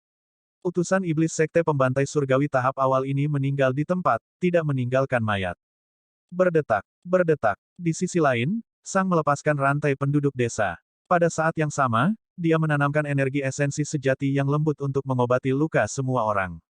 Segera, Sang tiba di samping Xiao Chen dan berkata dengan lembut, untungnya, kami tiba tepat waktu. Tidak ada masalah besar. Namun, saya tidak melihat Little King Chen. Petik 2. Dia tidak melihat Little King Chen. Sebelum pergi, Xiao Chen telah menepuk kepala King Chen. Senyumnya belum hilang dari benaknya. Xiao Chen berjalan ke arah kepala desa dan menghela nafas. Kakek 7, berhenti menyembunyikannya dariku. Mengapa Anda mengusir King Chen saat itu? Petik 2. Sambil menangis, kakek 7 menjawab, King Chen kecil memiliki tubuh yin murni. Dia akan menjadi kuali kultivasi yang sangat baik untuk sekte Dao Iblis. Jika dia ditemukan, dia akan membawa bencana ke seluruh desa. Namun, lelaki tua ini tidak bisa mengambil inisiatif untuk menyerahkannya, jadi aku hanya bisa mengusirnya. Wahyu ini mengejutkan Xiao Chen. Banyak teknik kultivasi dari sekte Dao Iblis memang membutuhkan tubuh yin murni.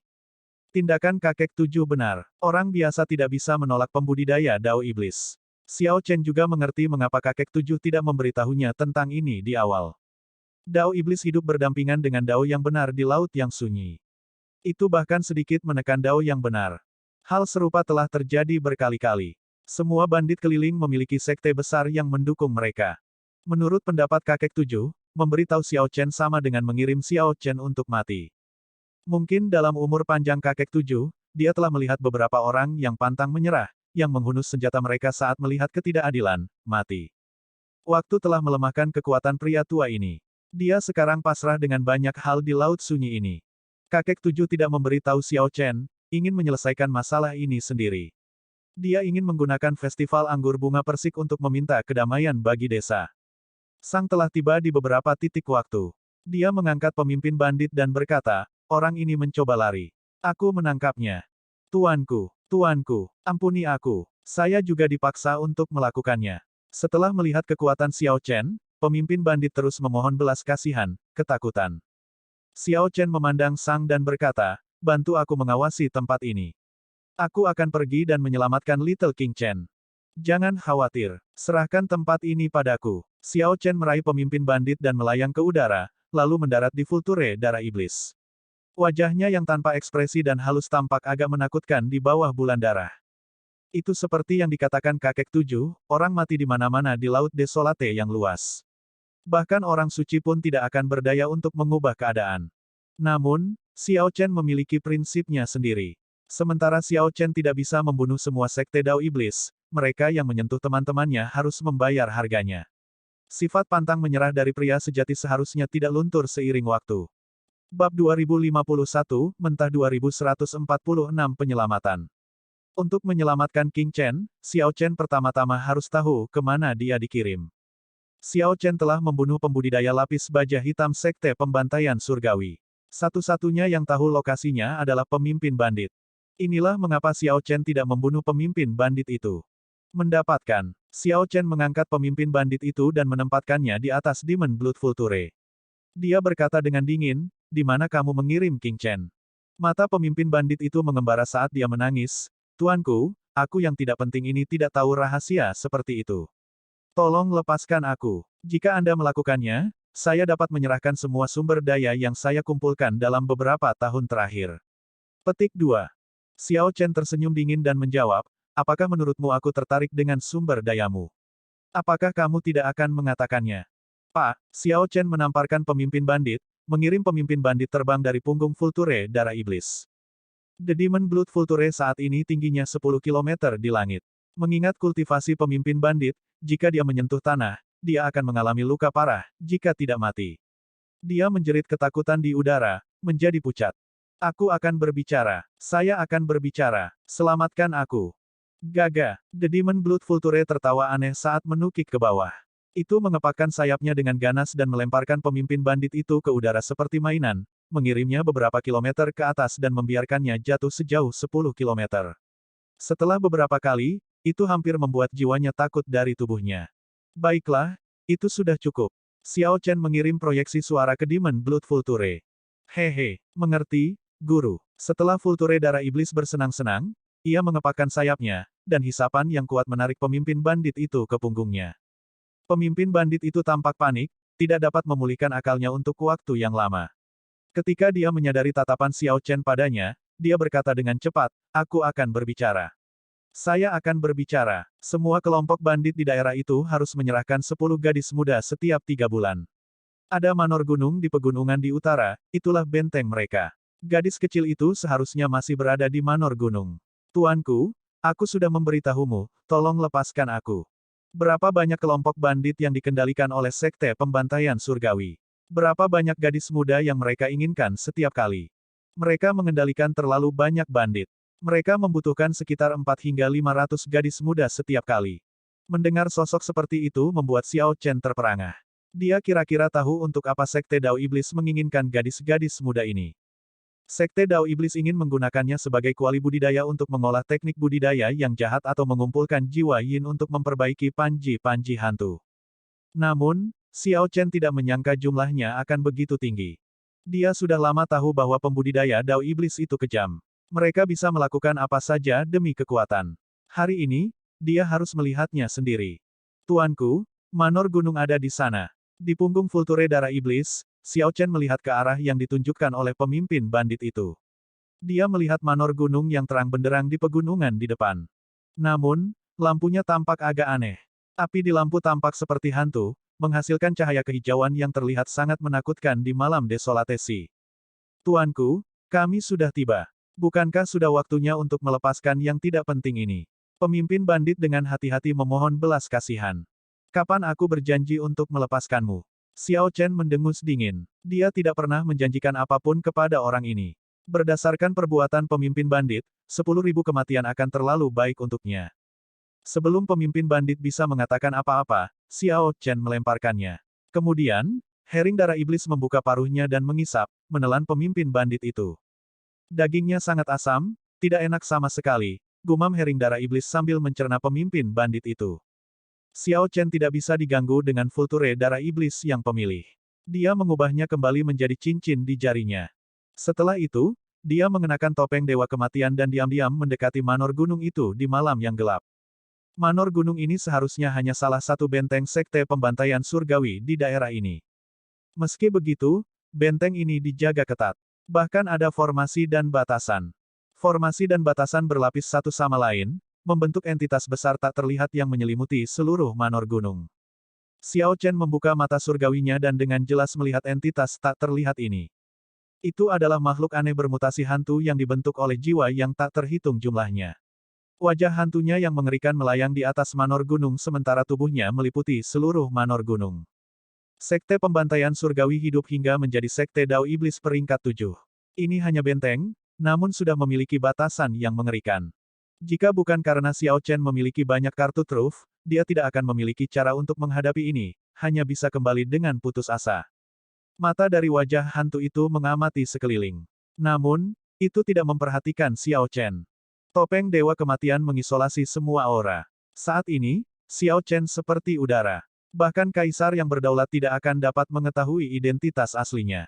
Xiao Chen diam-diam memasuki manor gunung dan melewati banyak penjaga sebelum mendarat di dinding. Kemudian, dia perlahan melepas topeng di wajahnya. Topeng Dewa Kematian adalah salah satu kartu truf Xiao Chen. Jika dia melakukan penyelamatan dengan topeng dan seseorang menyelidiki, itu mungkin mengekspos dia, yang terkait dengan desa, sebagai pria bertopeng. Karena dia sudah memasuki manor gunung, tidak perlu terus memakai topeng. Begitu Xiao Chen mendarat, dia mendengar isak tangis. Dia mengikuti suara itu, diam-diam meliuk-liuk di antara banyak bangunan di manor gunung. Tak lama kemudian, dia tiba di sumber suara. Berbaring rata di atas rumah yang rusak, dia mengirim sense spiritualnya. Xiao Chen melihat lebih dari 300 gadis muda berkumpul di dalam. Sebuah pintu terbuka, dan seorang wanita tua dengan wajah layu dan busuk masuk menggunakan tongkat. Kemudian, wanita tua ini mengutuk dengan kejam, menangis dan menangis, itu saja yang kamu tahu. Kalian gadis-gadis yang melelahkan, jika kamu terus menangis, aku tidak akan memberimu makan. Wanita tua ini terlihat sangat menakutkan. Setelah dia berteriak, banyak gadis muda tidak lagi berani berteriak keras, mereka hanya menangis dalam diam. Wanita tua ini adalah tokoh berdaulat. Xiao Chen sedikit mengernyit. Dia tidak bertindak gegabah, terus mengamati. Wanita tua itu mencari melalui sekelompok gadis-gadis muda. Segera, tatapannya mendarat di King Chen. Kemudian, dia berjalan sambil tersenyum. Ayo, kamu pasti gadis baru yang dikirim. Jangan takut, nenek ini akan merawatmu. Namun, King Chen merasa sangat ketakutan.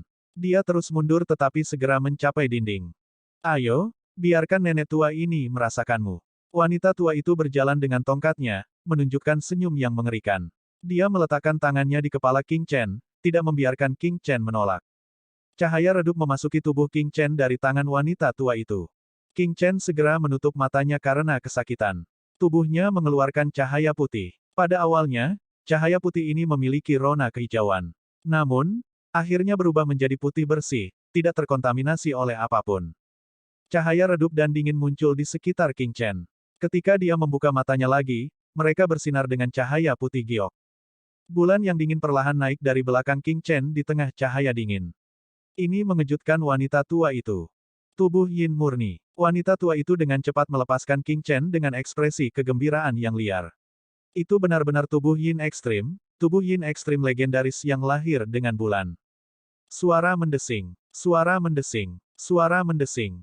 Fenomena misterius sebelumnya mengejutkan beberapa ahli di manor gunung. Beberapa pria tua mengikuti seorang pria parubaya berbaju hitam ke dalam rumah bobrok. Tuan-tuan, gadis muda ini adalah tubuh Yin murni berkualitas tinggi, tubuh Yin ekstrim yang legendaris. Wanita tua itu dengan cepat melaporkan ketika dia melihat pria parubaya berbaju hitam itu. Dia tampak seolah-olah dia telah tumbuh beberapa abad lebih muda. Pria parubaya berbaju hitam itu menatap King Chen untuk waktu yang lama, lalu mengungkapkan senyuman. Itu benar-benar tubuh Yin ekstrim, bagus. Pangeran ke-8 akan senang dengan hadiah ini. Hahaha, pria, bawa gadis ini ke cabang Desolatesi dan cepat kirim dia ke dinasti. Penundaan yang tidak semestinya dapat mengundang masalah. Di atap, Xiao Chen berpikir, setiap nanti dan aku akan terlambat. Little King Chen sebenarnya memiliki tubuh Yin ekstrim.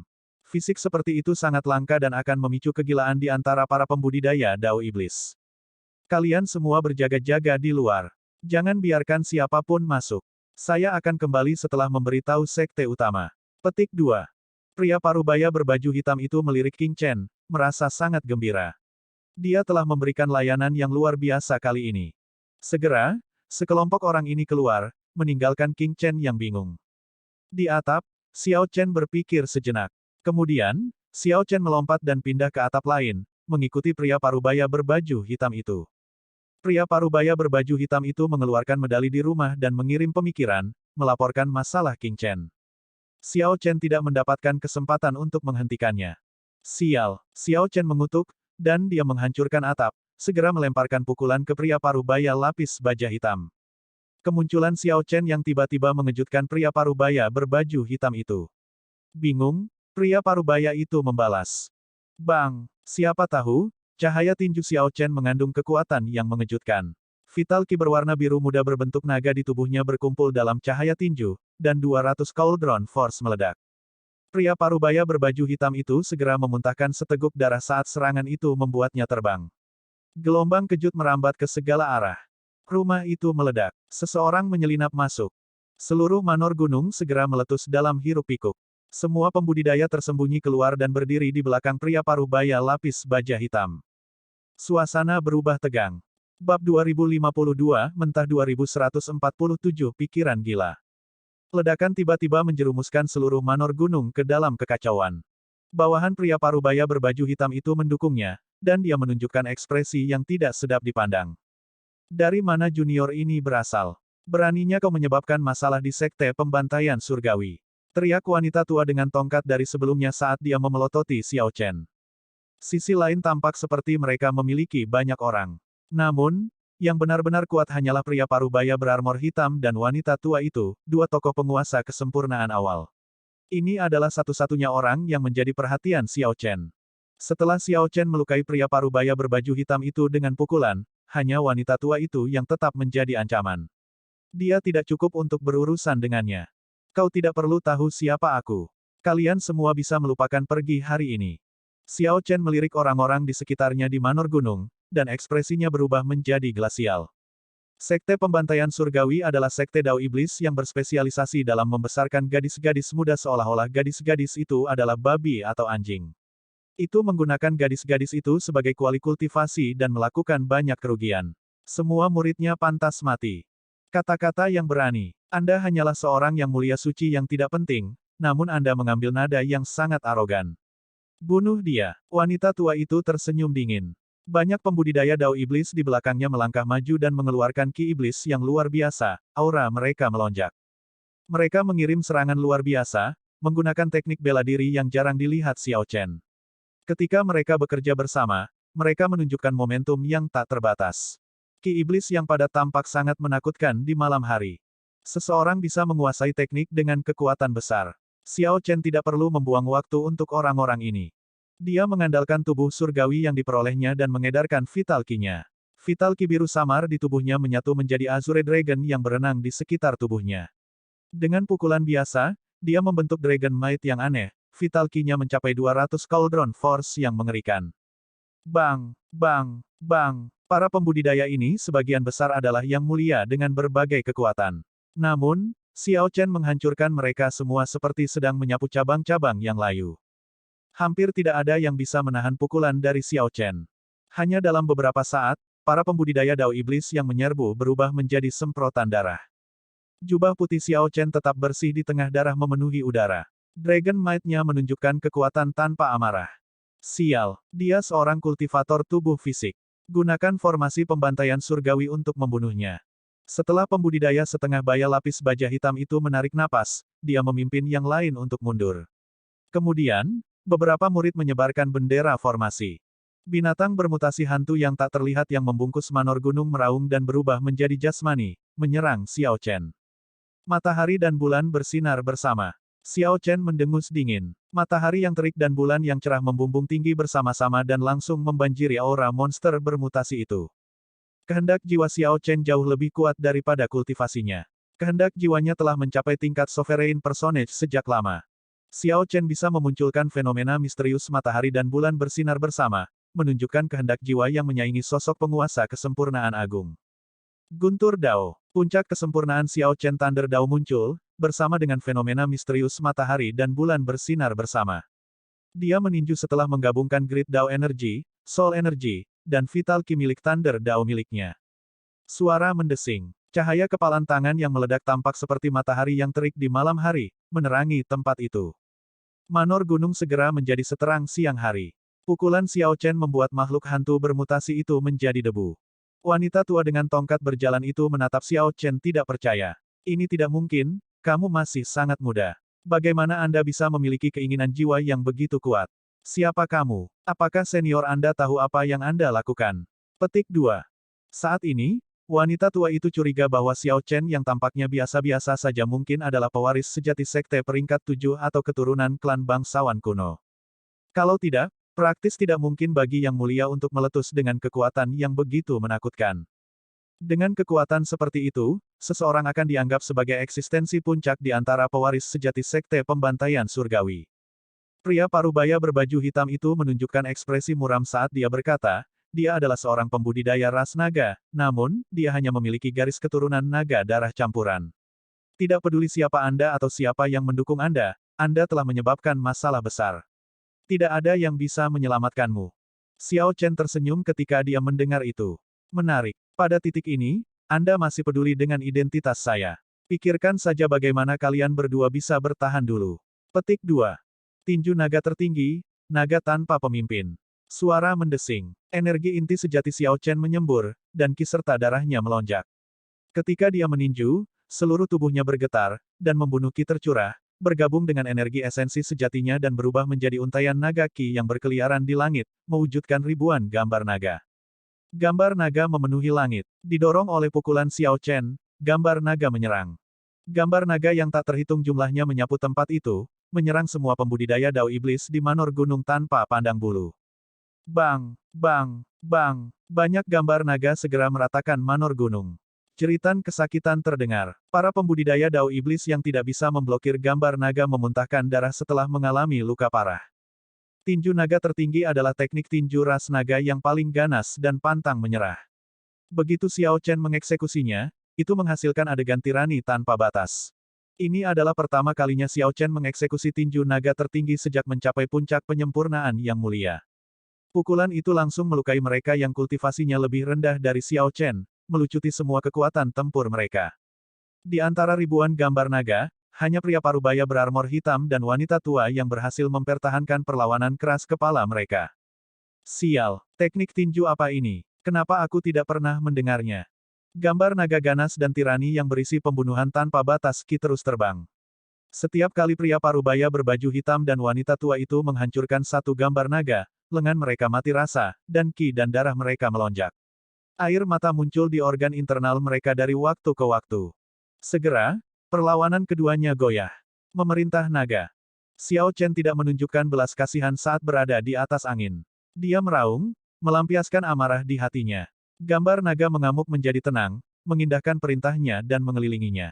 Ini memungkinkan auranya berkembang. Tirani yang bisa menguasai dunia dan menaklukkan naga meletus dari tubuhnya. Ketika Xiao Chen meninju, dia memanfaatkan tirani yang tak tertandingi. Momentum pukulannya menjadi seperti gelombang laut yang luar biasa, melolong saat melonjak.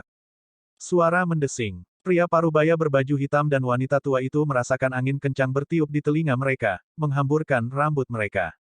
Mereka terus mundur, tidak dapat berdiri dengan stabil di depan aura pukulan tirani ini. Mereka bahkan tidak bisa membuka mulut. Sebelum cahaya tinju tiba, aura pukulan yang dipenuhi ki membunuh memaksa keduanya mundur. Retakan mengerikan muncul di kulit mereka. Keduanya putus asa saat mereka menyaksikan cahaya tinju tirani melonjak seperti ombak yang mengerikan, kengerian ekstrim di mata mereka. Bang! Tidak peduli seberapa tidak puasnya perasaan keduanya, mereka tidak berdaya melawan teknik tinju yang sangat ganas dan pantang menyerah ini, teknik tinju terkuat dari ras naga. Ketika cahaya tinju tiba, keduanya memuntahkan seteguk darah. Semua tulang mereka hancur, dan organ dalam mereka pecah. Pikiran mereka terasa terguncang saat mereka jatuh ke tanah, berkedut tanpa henti. Xiao Chen maju tanpa ekspresi dan menginjak dua kali, menghancurkan kepala keduanya. Ini hanya beberapa kelompok jelata sekte Dao Iblis. Tidak perlu merasa kasihan pada mereka. Adapun sekitarnya, Xiao Chen telah menghancurkan seluruh manor gunung kecuali rumah bobrok itu, yang telah dia perhatikan secara khusus. Xiao Chen tidak terburu-buru. Dia berkeliling manor gunung dan mencarinya terlebih dahulu. Kemudian, dia membunuh semua orang yang berhasil mengatasi serangan sebelumnya, tidak meninggalkan satu pun yang selamat. Xiao Chen bukanlah orang yang kejam. Namun, dia tahu bahwa dia tidak bisa membiarkan orang-orang jahat ini hidup. Itu akan membawa 1000 tahun bencana. Dia berdiri di depan reruntuhan formasi di halaman untuk waktu yang lama. Ada lubang besar mayat berserakan di depannya. Mayat orang biasa dikombinasikan dengan pengorbanan darah sekte Dao Iblis adalah apa yang telah membentuk formasi binatang bermutasi hantu yang dilihat Xiao Chen sebelumnya. Sebagian besar tulang di lubang mayat adalah milik anak-anak kecil, pemandangan yang mengejutkan dan mengerikan. Xiao Chen menggelengkan kepalanya. Setelah dia menemukan beberapa informasi berguna di manor gunung, dia pergi ke rumah bobrok. Gadis-gadis muda di rumah itu gemetar ketakutan. Mereka semua berjongkok di dekat dinding. Kakak laki-laki. King Chen segera bergegas ketika dia melihat Xiao Chen, matanya berkaca-kaca, dan dia mulai menangis dengan keras. Kakak, orang jahat menangkap kepala desa kakek dan yang lainnya. Ini semua salah King Chen kecil. Xiao Chen menghibur, tidak apa-apa. Orang jahat semuanya mati. Kamu bisa berhenti menangis. Meskipun Xiao Chen menghibur King Chen, dia menghela nafas dalam hatinya. Gadis kecil ini adalah tubuh yin ekstrim yang legendaris. Fisik seperti itu luar biasa. Banyak karakter utama akan tertarik untuk mendapatkannya. Bahkan Xiao Chen tidak berani mengatakan bahwa dia bisa melindunginya. Dia telah membantai murid-murid Sekte Pembantaian Surgawi ini karena dia gagal menghentikan pria parubaya berbaju hitam itu untuk melaporkan tubuh Yin ekstrim. Ketika Xiao Chen melihat, dia melihat banyak pasang mata yang terkejut dan lemah dalam kegelapan, menatapnya tanpa daya. King Chen kecil, patuh. Berhenti menangis dulu. Beritahu saudari-saudari lainnya bahwa orang-orang jahat semuanya sudah mati. Katakan pada mereka untuk tidak khawatir, oke. Baiklah, kata King Chen dengan tekad saat dia menyeka matanya hingga kering. Xiao Chen menghabiskan malam dalam keheningan. Ketika langit berubah cerah, dia akhirnya mengirim ratusan gadis muda kembali. Saat Xiao Chen bekerja keras, dia membolak-balik informasi yang dia peroleh di Manor Gunung. Sekte Pembantaian Surgawi adalah sekte peringkat 7 dari dinasti Suewu. Markas besar berada di dinasti Suewu, dan mereka memiliki 13 cabang di Laut Sunyi. Desolate City menampung cabang terkuat. Selain itu, setiap cabang menguasai lebih dari 100 benteng semacam itu. Semua cabang sangat jauh dari satu sama lain. Laut Desolate terlalu luas. Bahkan Sekte Pembantaian Surgawi hanya bisa menggunakan metode seperti itu untuk memperluas lingkup pengaruh mereka. Xiao Chen merenungkan ini. Dia menemukan bahwa organisasi cabang Sekte Pembantaian Surgawi sangat mengesankan. Setiap cabang menghabiskan ratusan bahkan ribuan tahun untuk membangun pijakan yang kokoh, perlahan-lahan membangun banyak benteng. Jika saya dapat mencabut cabang Sekte Pembantaian Surgawi yang mengendalikan daerah ini, maka desa Little King Chen dapat menikmati setidaknya 100 tahun kedamaian sebelum cabang tersebut dibangun kembali. Pikiran yang agak gila muncul di kepala Xiao Chen. Namun, dia tidak bisa mengabaikannya. Bab 2053, Mentah 2148, menunggu. Pada saat Xiao Chen kembali ke desa, hari sudah tengah hari. Matahari yang terik menggantung tinggi di langit, memancarkan cahayanya yang cerah. Desa sebagian besar sudah pulih dengan bantuan dari Sang.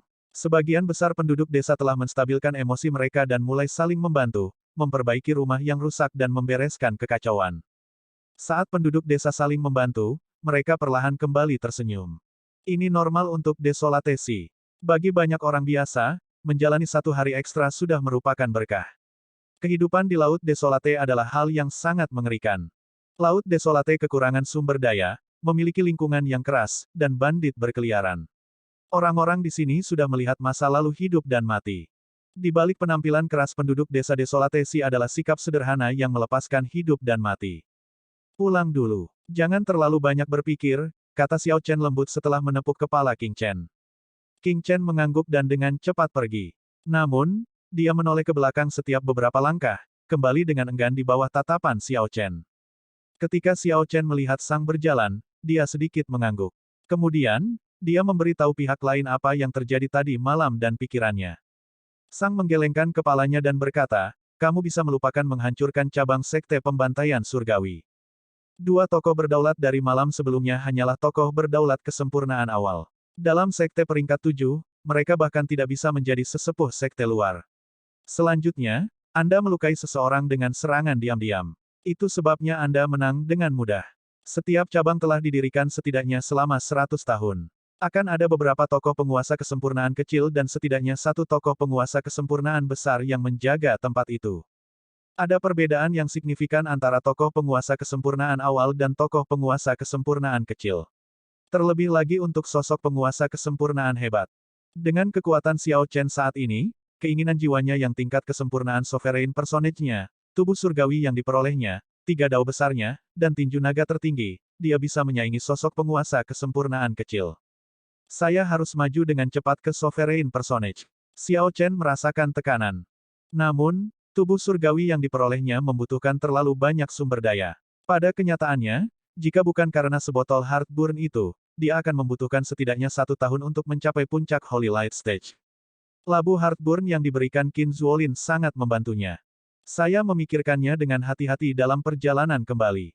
Menghancurkan cabang memang cukup berisiko, jadi saya memikirkan metode lain. Sekitar 80 benteng milik cabang Sekte Pembantaian Surgawi yang mengendalikan daerah ini.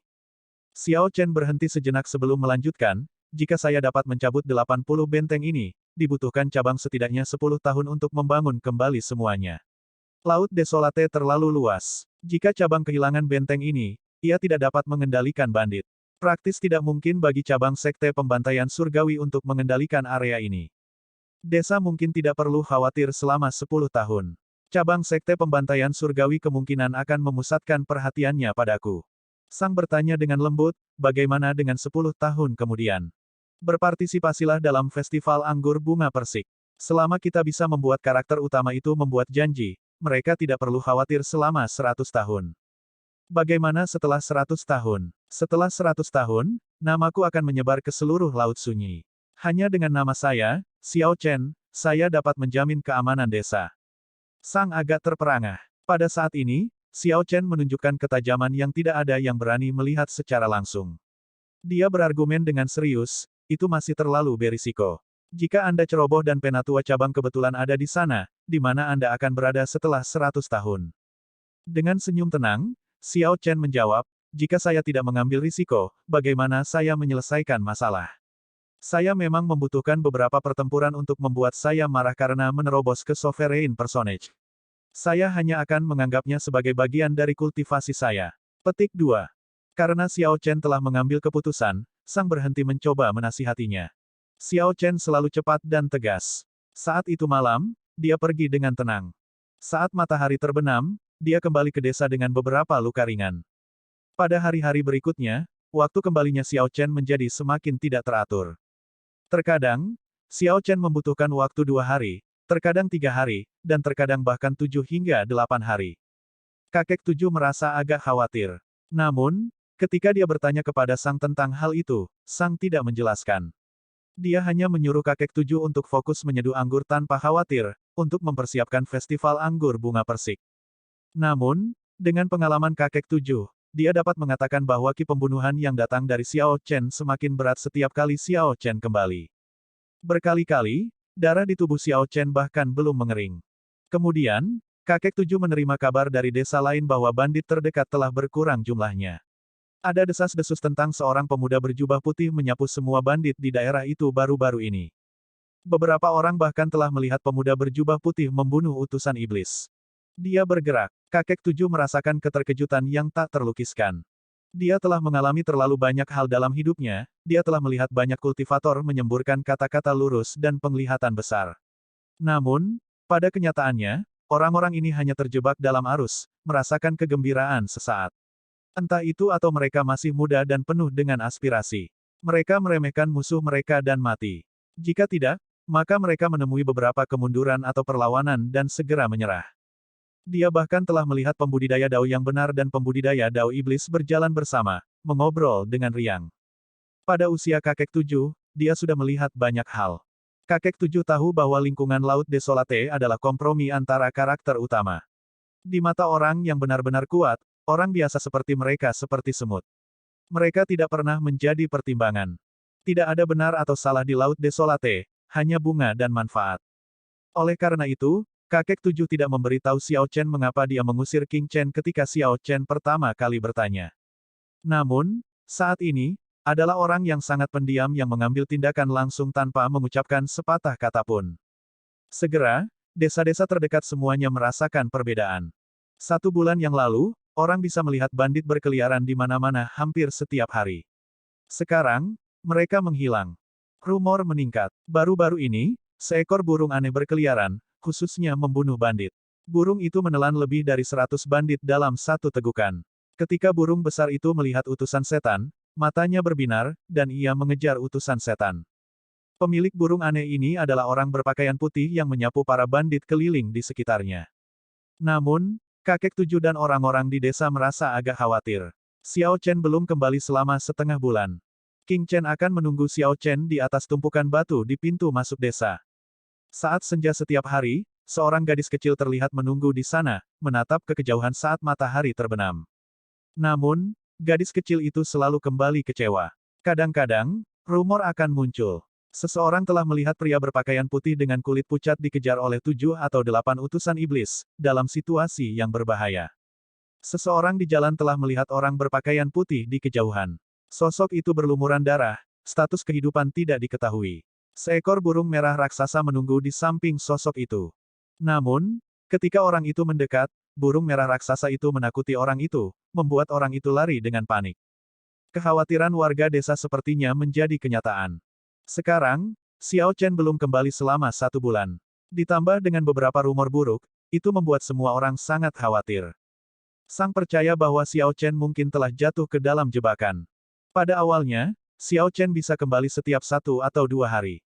Setelah beberapa insiden berulang, pihak lain pasti akan berjaga-jaga. Tidak peduli seberapa berhati-hati Xiao Chen, akan sulit baginya untuk menghindari jebakan. Ini adalah Sekte Dao Iblis peringkat 7. Bahkan jika pihak lain hanyalah salah satu dari 13 cabangnya di Laut Desolate, cabang itu tetap tidak bisa diremehkan. Ini bukan masalah yang bisa diselesaikan oleh satu orang sendirian. Belakangan, lebih banyak kabar buruk datang. Bandit keliling yang awalnya ketakutan kembali berkeliaran di tempat itu. Rumor mengatakan bahwa orang berjubah putih telah meninggal. Beberapa orang mengatakan bahwa orang berjubah putih itu mengejutkan karakter utama yang menakutkan untuk beraksi, dan binatang jiwa hantu memakannya. Beberapa bandit mulai mengancam daerah dekat desa kakek 7 lagi. King Chen diperingatkan untuk tidak pergi ke pintu masuk desa sekali lagi. Keributan muncul kembali baru-baru ini. Kakek 7 merasa agak cemas. Sang mengatakan kepadanya bahwa itu baik-baik saja dan mendesaknya untuk fokus pada pembuatan bir anggur dan mempersiapkan festival anggur bunga persik. Orang-orang di desa semua merasa putus asa. Banyak orang mengira Xiao Chen sudah mati. Namun, beberapa orang masih tidak percaya akan hal itu. King Chen adalah salah satunya. Gadis kecil itu akan menyelinap keluar setiap hari untuk melihat ke kejauhan, menunggu dengan cemas. Kenapa menunggu? Seseorang akan menunggu hanya ketika seseorang berharap. Namun, dengan setiap penantian yang sia-sia, kekecewaan itu semakin berat. Penduduk desa melihat sakit hati gadis kecil yang menunggu itu. Mereka menyarankan dia untuk tidak pergi ke sana lagi. Namun, gadis kecil itu tetap keras kepala dan bersikeras bahwa kakak laki-lakinya pasti akan kembali. 1 bulan lagi berlalu. Kakek 7 sudah selesai menyeduh semua anggur. Selain heartburn yang diminta Xiao Chen kepada kakek 7 untuk membantunya menyeduh, kakek 7 juga selesai menyeduh anggur untuk festival anggur. Ini adalah heartburn. Sang mempelajari botol anggur. Sebuah wewangian menyerang hidungnya, tetapi itu tidak jauh berbeda dari anggur biasa. Xiao Chen masih belum kembali. Meskipun kakek 7 selesai menyeduh anggur terbaik dari perlombaan naga, kebahagiaannya segera memudar. Saat kakek 7 mengisap pipanya, dia berkata dengan santai, "Ya, ini heartburn. Itu tidak muncul selama 5.000 tahun, mungkin lebih lama. Saya tidak tahu apakah ada orang di dunia ini yang bisa mengenalinya atau tidak. Jika bukan karena beberapa keterampilan yang diturunkan oleh nenek moyang saya, orang tua ini tidak akan bisa mengenali ini sebagai heartburn." Sang, beritahu orang tua ini, apa yang terjadi dengan adik laki-laki itu. Dia belum kembali selama 2 bulan. Sekarang, anggur sudah siap. Namun, jika dia tidak muncul, apa gunanya? Kakek 7 berbicara dengan serius. Dia sudah bertanya beberapa kali, tetapi Sang tidak mengatakan apa-apa. Sang meletakkan botol anggur dan menjawab dengan lembut, "Saya sangat jelas di jalan yang dia pilih. Bahkan jika dia mematahkan kedua kakinya, dia masih akan berjalan di jalan ini, dengan tangannya jika dia harus melakukannya. Selama dia mempertahankan 1 tetes darah terakhir, dia tidak akan menyerah." Petik 2. Kakek 7 merasa tercengang. Kemudian, dia menghela nafas. Adik masih sangat muda. Apa sebenarnya yang dia alami? Memiliki kondisi mental seperti itu. Betul sekali. Sang, awasi Little King Chen. Gadis itu terus menyelinap keluar. Tidak ada yang bisa menghentikannya. Sang hendak menjawab ketika ekspresinya tiba-tiba berkedip. Kemudian, dia tersenyum dan berkata dengan lembut, "Dia kembali." Ah! Kakek 7 terkejut mendengarnya. Dia dengan cepat berseru, "Apa? Dia kembali. Adik kecil kembali." Petik 2. Tanda pisah. King Chen melihat air di sumur kuno di luar desa. Dia berkata dengan naif, "Bulan, oh bulan. Katakan padaku, kapan kakak akan kembali?" Petik 2. Kamu bulan yang mengerikan. Bulan yang buruk. Kamu selalu diam. Ini salahmu, semua salahmu bahwa kakak tidak kembali, kan? King Chen menggerutu tidak puas dengan sumur kuno sambil cemberut. Bukankah aku sudah mengatakan sebelumnya bahwa sumur kuno itu berbahaya dan kamu tidak boleh datang ke sini? Tepat pada saat ini, suara yang akrab datang dari belakang King Chen. Itu mengejutkannya, kemudian, dia menoleh ke belakang untuk melihat. Di bawah cahaya matahari terbenam, wajah yang familiar muncul di depan mata King Chen. "Kakak laki-laki." King Chen berteriak dengan kejutan yang menyenangkan. Dia dengan cepat berlari dan memeluk Xiao Chen erat-erat. Hidungnya mengeluarkan lendir karena kegembiraan yang luar biasa. Xiao Chen merasa agak bingung. Ketika dia berbalik untuk melihat, dia melihat kakek 7, telur besi, dan semua penduduk desa lainnya, tua dan muda, bergegas keluar dari pintu masuk desa. Ketika mereka melihat Xiao Chen, mereka semua menunjukkan keterkejutan di wajah mereka, sangat bersukacita. Setelah menghilang selama 2 bulan dan desas-desus bahwa Xiao Chen kalah dari utusan iblis sambil menyapu bersih bandit, rumor kematian Xiao Chen, dia kembali. Bab 2054 Mentah 2149, Dua Kekuatan Kuat. Kakak Xiao, kamu akhirnya kembali. Iron Egg habis dengan agak bersemangat. Kemudian, dia memberi Xiao Chen pukulan yang kuat. Semua orang mengira kamu sudah mati. Xiao Chen tersenyum dan berkata dengan lembut, tidak apa-apa. Semua orang hanya berpikir berlebihan dan khawatir. Anda semua bisa menyebar, tidak ada yang bisa dilihat. Terima kasih, semuanya, atas perhatian Anda. Melihat Xiao Chen baik-baik saja, penduduk desa mengungkapkan senyum polos dan sederhana sebelum pergi sambil mengobrol dengan riang satu sama lain. Menurut pendapat mereka, mereka tidak bisa membantu Xiao Chen. Ada kesenjangan kemampuan antara mereka dan Xiao Chen. Meski begitu, tidak peduli apa, mereka dengan tulus berharap Xiao Chen bisa hidup dengan baik. Di dalam rumah kepala desa kakek 7, Iron Egg memberitahu Xiao Chen tentang semua desas-desus yang dia dengar dari desa-desa tetangga. Kemudian dia bertanya, Kakak Xiao, apakah semua ini benar? Apakah orang lain melihat Anda berbaring di padang pasir dan berlumuran darah? Mereka mengatakan bahwa kamu dikelilingi dan dilukai oleh Demon Envoice. Apa yang dilihat mata mungkin tidak benar. Xiao Chen menghindari topik itu, tidak memberikan klarifikasi apapun. Saat dia mengangkat cangkir anggurnya dan melihatnya, matanya berbinar. Xiao Chen melihat cairan merah tua di cangkir, merah segar seperti darah. Rasa dingin yang sedingin es memenuhi cairan itu. Ketika dia mengguncangnya dengan lembut, ki dingin menyerang wajahnya. Bulan darah yang tidak jelas muncul di cangkir, di tengah kabut putih. Ketika Xiao Chen mencoba mencari dengan hati-hati, bulan darah hilang. Itu sangat menakjubkan, seperti mimpi atau ilusi. Anggur apa ini? Bulan memudar. Xiao Chen menghabiskan cangkir sekaligus. Dia segera merasakan sensasi dingin di tenggorokannya. Saat hawa dingin menyerangnya, dia tidak bisa menahan diri untuk tidak menggigil.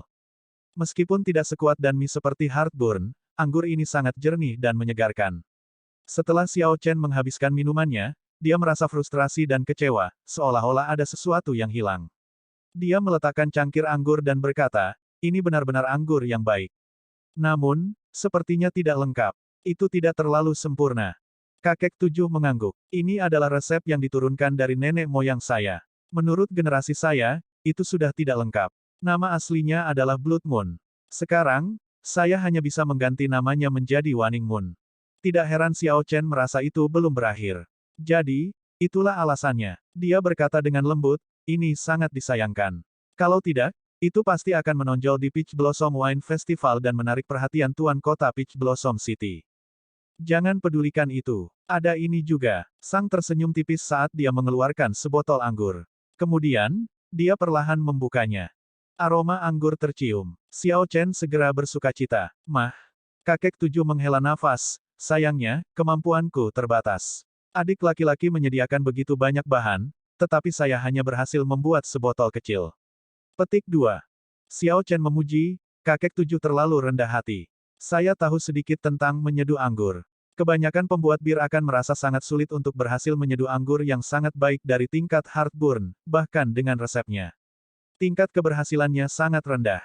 Kami akan menggunakan Waning Moon untuk berpartisipasi dalam festival anggur. Jika tidak menonjol, saya akan mengeluarkan Heartburn. Petik 2. Kakek 7 bertanya dengan agak cemas, tidak apa-apa bagi Heartburn untuk berpartisipasi dalam festival anggur. Xiao Chen menjawab dengan tenang, kakek 7, tidak perlu khawatir. Jika tuan kota Peach Blossom City cukup kuat, tidak ada yang berani menyentuhku hanya dengan satu kata darinya. Selain itu, tidak mudah bagi siapapun untuk merebut resep dari saya. Petik 2. Kakek 7 mengangguk dan berkata, karena kamu yang membuat keputusan, tidak apa-apa. Festival Anggur Bunga Persik akan segera dimulai. Adik kecil, kapan kamu akan berangkat? 3 hari kemudian, larut malam, bulan darah menggantung tinggi di langit. Xiao Chen berdiri sendirian di dekat sumur kuno. Air di dalam sumur memantulkan bulan yang merah cerah. Memang ada bulan di dalam sumur. Namun, King Chen bisa melihat bulan di siang hari. Itu benar-benar membingungkan. Terlalu banyak yang tidak dipahami Xiao Chen tentang mata air dingin Yin. Langkah kaki terdengar dari belakang. Xiao Chen menoleh untuk melihatnya. Itu adalah Sang yang berjalan mendekat. Kamu berhasil. Xiao Chen mengangguk. Saya telah menghancurkan 89 benteng cabang Sekte Pembantaian Surgawi. Mungkin butuh lebih dari 10 tahun bagi mereka untuk membangun kembali benteng-benteng ini. Saya mencapai tujuan saya. Namun, Sekte Pembantaian Surgawi sekarang menginginkan kepalamu mendengarkan 500.000 pil surgawi purba. Sang mengulurkan tangannya dan melemparkan sebuah lukisan. Xiao Chen menangkap lukisan itu dan melihatnya. Itu adalah poster buronan, dan orang yang digambarkan itu adalah dia. Lukisan ini sangat mirip denganku. Dari mana Anda mendapatkannya? Sang menjawab dengan lembut, setelah kamu terluka parah, para bandit kembali dan berkeliaran di luar desa.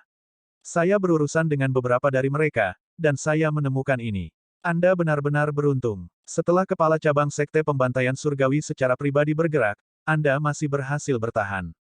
Xiao Chen merasa sedikit terpana. Dia tidak menyangka Sang tahu begitu banyak.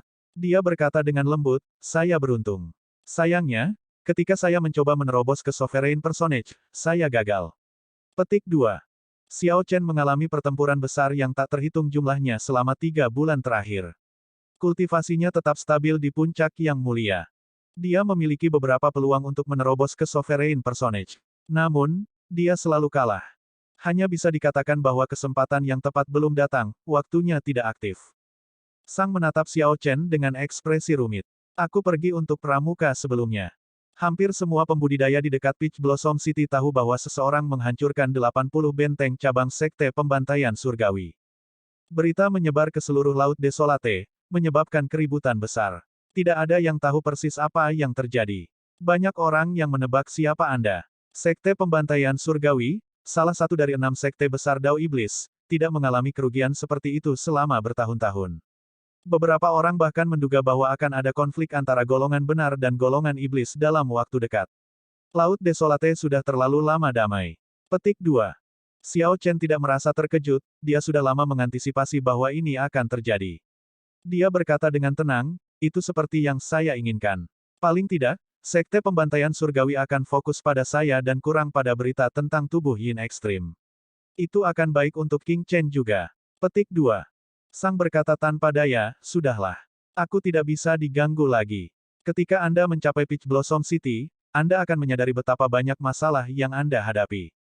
6 sekte besar Dao Iblis adalah keberadaan yang sangat menakutkan. Biarkan aku melihat lukamu.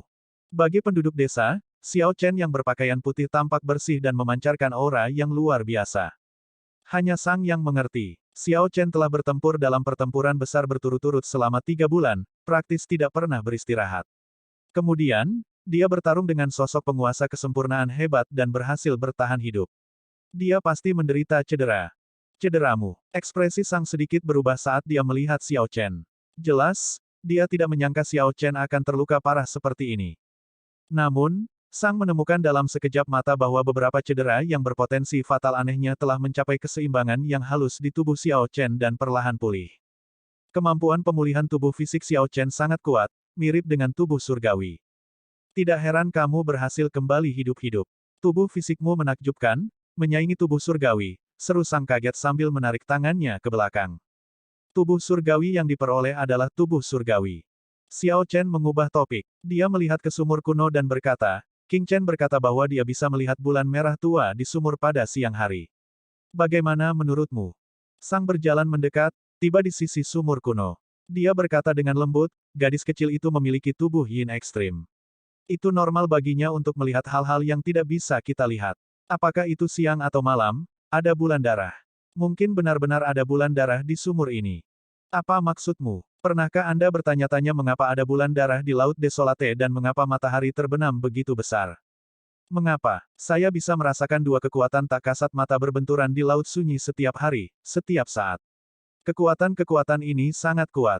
Jika itu selama puncaknya, tubuh utamaku bahkan tidak akan sebanding dengan serangan dari kedua kekuatan ini. Petik 2. Xiao Chen merasa terkejut ketika mendengar itu. Tubuh utama Sang adalah Proping Mulberry Tree. Jika pohon mulberry penopang tidak dapat bertahan satu gerakan pun dari dua kekuatan ini pada puncaknya, seberapa kuat kedua kekuatan itu saat itu? Saya pasti harus pergi ke sumur kuno dan melihat-lihat setelah saya maju ke Sovereign Personage. Xiao Chen punya firasat bahwa salah satu Raja Naga dari garis keturunan Naga Azure mungkin adalah orang yang meletakkan formasi di sumur kuno. Selama dia bisa memecahkan misteri sumur kuno ini, dia mungkin juga bisa memecahkan rahasia kehancuran Azure Dragon. Sumur kuno pasti ada hubungannya dengan Azure Dragons. Namun, Xiao Chen terlalu lemah dan tidak bisa menjelajah terlalu jauh ke dalam sumur kuno. Xiao Chen hanya selangkah lagi untuk maju ke Sovereign Stage. Bukan akumulasinya yang kurang tetapi Ken-nya. Dia merasa bahwa Peach Blossom City mungkin merupakan peluang. Semua pecinta anggur di seluruh Desolatesi akan berkumpul di Peach Blossom City. Di antara mereka akan ada segala macam ahli. Xiao Chen pasti akan dapat memperluas Ken-nya dan melihat pesona Laut Desolate. Tanda hubung. Bab 2055, Row 2150, mencari mimpi lama selama 30 tahun. 3 hari kemudian, Xiao Chen mengambil Iron Egg dan bersiap menuju Peach Blossom City. Sang tetap di desa sebagai tindakan pencegahan. Kakek Tujuh telah memberitahu Xiao Chen untuk membawa telur besi, untuk menunjukkan kepadanya dunia.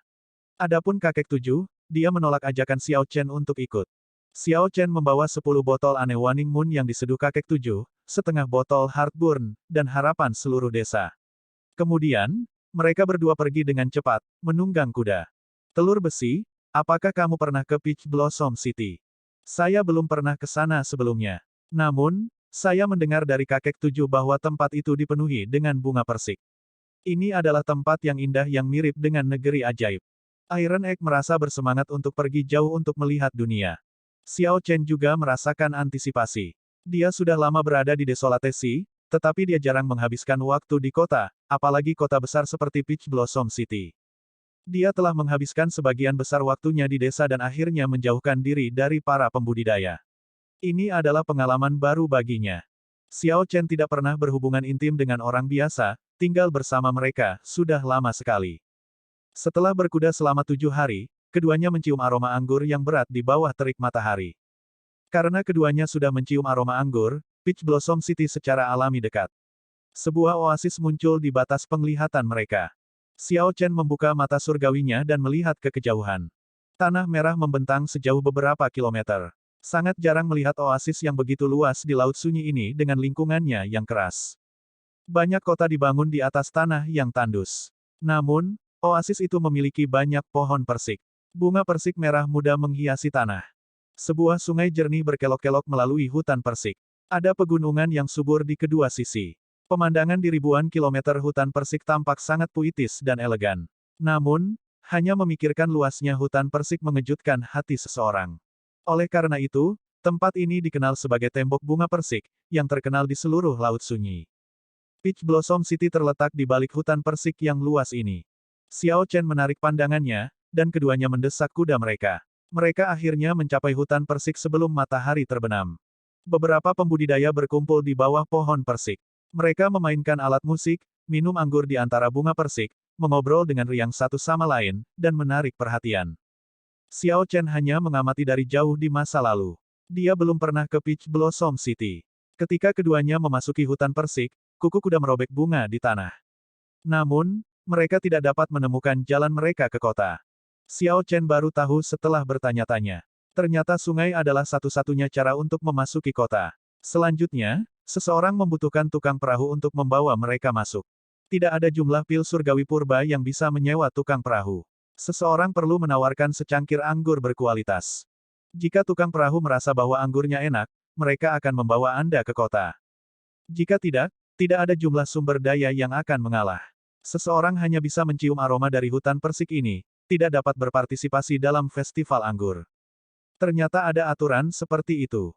Ini bisa dianggap sebagai ambang batas. Keduanya berjalan di sepanjang tepi sungai dengan kuda mereka.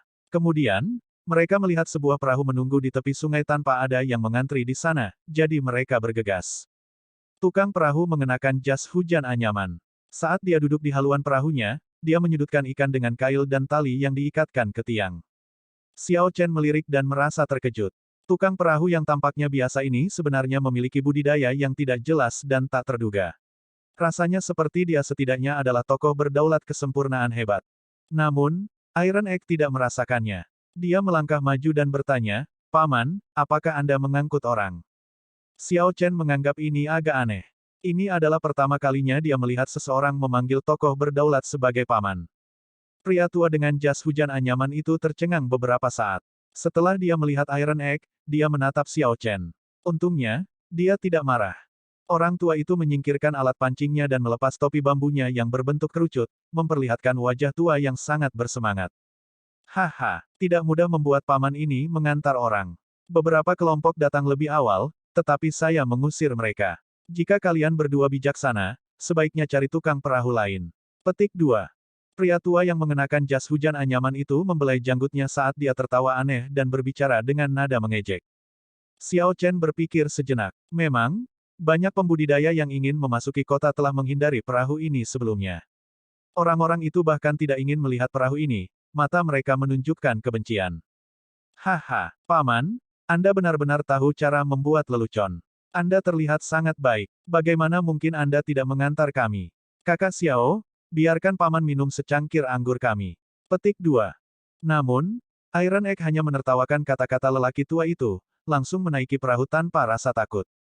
Xiao Chen berpikir dalam hati bahwa itu tidak baik. Ini tidak sesuai. Namun, ketika dia ingin menghentikan Iron Egg, lelaki tua itu melambaikan tangannya, menunjukkan bahwa itu baik-baik saja dan agar Xiao Chen mengeluarkan anggurnya. Karena Iron Egg sudah membuat pilihan, Xiao Chen tidak ingin ikut campur. Setelah naik ke kapal, dia menyerahkan sebotol Waning Moon. Cepat, lihat, seseorang menaiki perahu Drunkard Cui. Tindakan keduanya menarik perhatian banyak pembudidaya di hutan Persik. Orang lain akan sial lagi. Untuk berpikir bahwa mereka berani naik perahu Drunkard Cui. Jika Drunkard Cui tidak puas dengan anggurnya, dia akan mengusir mereka dengan paksa. Hahaha, apa lelucon? Apa botol anggur yang buruk? Apakah mereka berdua dari pedesaan? Untuk berpikir bahwa mereka bahkan tidak bisa membeli sebotol anggur yang bagus. Memang, siapa saja bisa datang ke Peach Blossom City bahkan tanpa sebotol anggur yang enak akhir-akhir ini. Bahkan anggur yang baik akan terbuang sia-sia. Para pembudidaya di sungai melihat bahwa botol anggur Xiao Chen tampak sangat biasa, praktis seperti toples tanah liat yang belum sempurna. Ketika mereka menyadari kurangnya budidaya telur besi, mereka segera menunjukkan penghinaan di wajah mereka. Iron Egg merasa tidak senang. Dia berdiri di atas perahu dan berteriak, "Sekelompok orang gila, apa yang kamu gonggong? Apa hubungannya pilihan paman ini denganmu? Apa yang salah dengan pedesaan? Desa dapat berpartisipasi dalam festival anggur juga." Petik 2. Brengsek, anak itu benar-benar berani berbicara kembali. Tunggu saja, setelah Drunkard Cui melemparmu dari kapal, aku yang hebat ini akan menghajarmu sampai ibumu tidak bisa mengenalimu. Melihat Iron Egg bertingkah begitu arogan meskipun penampilannya yang tidak sopan membuat sekelompok orang di kejauhan kesal.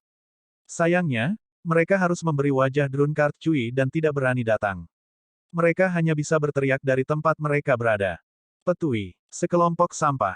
Anda hanya tahu bagaimana menggertak saya karena kurangnya kultivasi saya. Seandainya saya yang hebat ini mulai berkultivasi di masa kanak-kanak, saya jamin saya akan bisa mengalahkan Anda sampai familiar dan leluhur Anda tidak bisa mengenali Anda. Yang Anda tahu hanyalah berteriak dari tempat Anda berada. Jika kamu memiliki keberanian, maka datang dan pukul aku sekarang. Sekelompok orang kalah dari Iron Egg dalam bentrokan verbal. Setelah beberapa saat, mereka merasakan kemarahan yang berasal dari rasa malu. Namun, mereka hanya bisa mengertakkan gigi karena tidak berani naik ke kapal.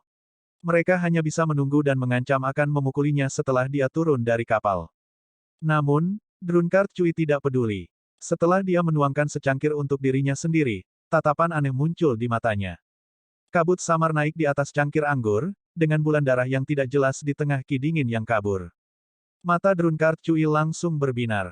Dia meniup dengan lembut, dan kabut yang terbentuk dari anggur berubah menjadi bulan sabit. Kemudian, dia mengisap bulan sabit ke dalam mulutnya. Xiao Chen merasa terkejut. Orang tua ini benar-benar luar biasa. Bahkan Xiao Chen tidak tahu metode minum ini.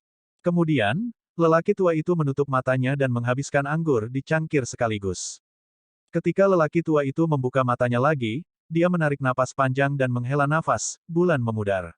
Bulan pudar. Saya belum minum ini selama beberapa dekade. Masih dingin dan menyegarkan seperti sebelumnya. Namun, sekarang memiliki sedikit kegembiraan, tidak sedingin dan menghancurkan hati, keterampilan tujuh tua menjadi semakin indah.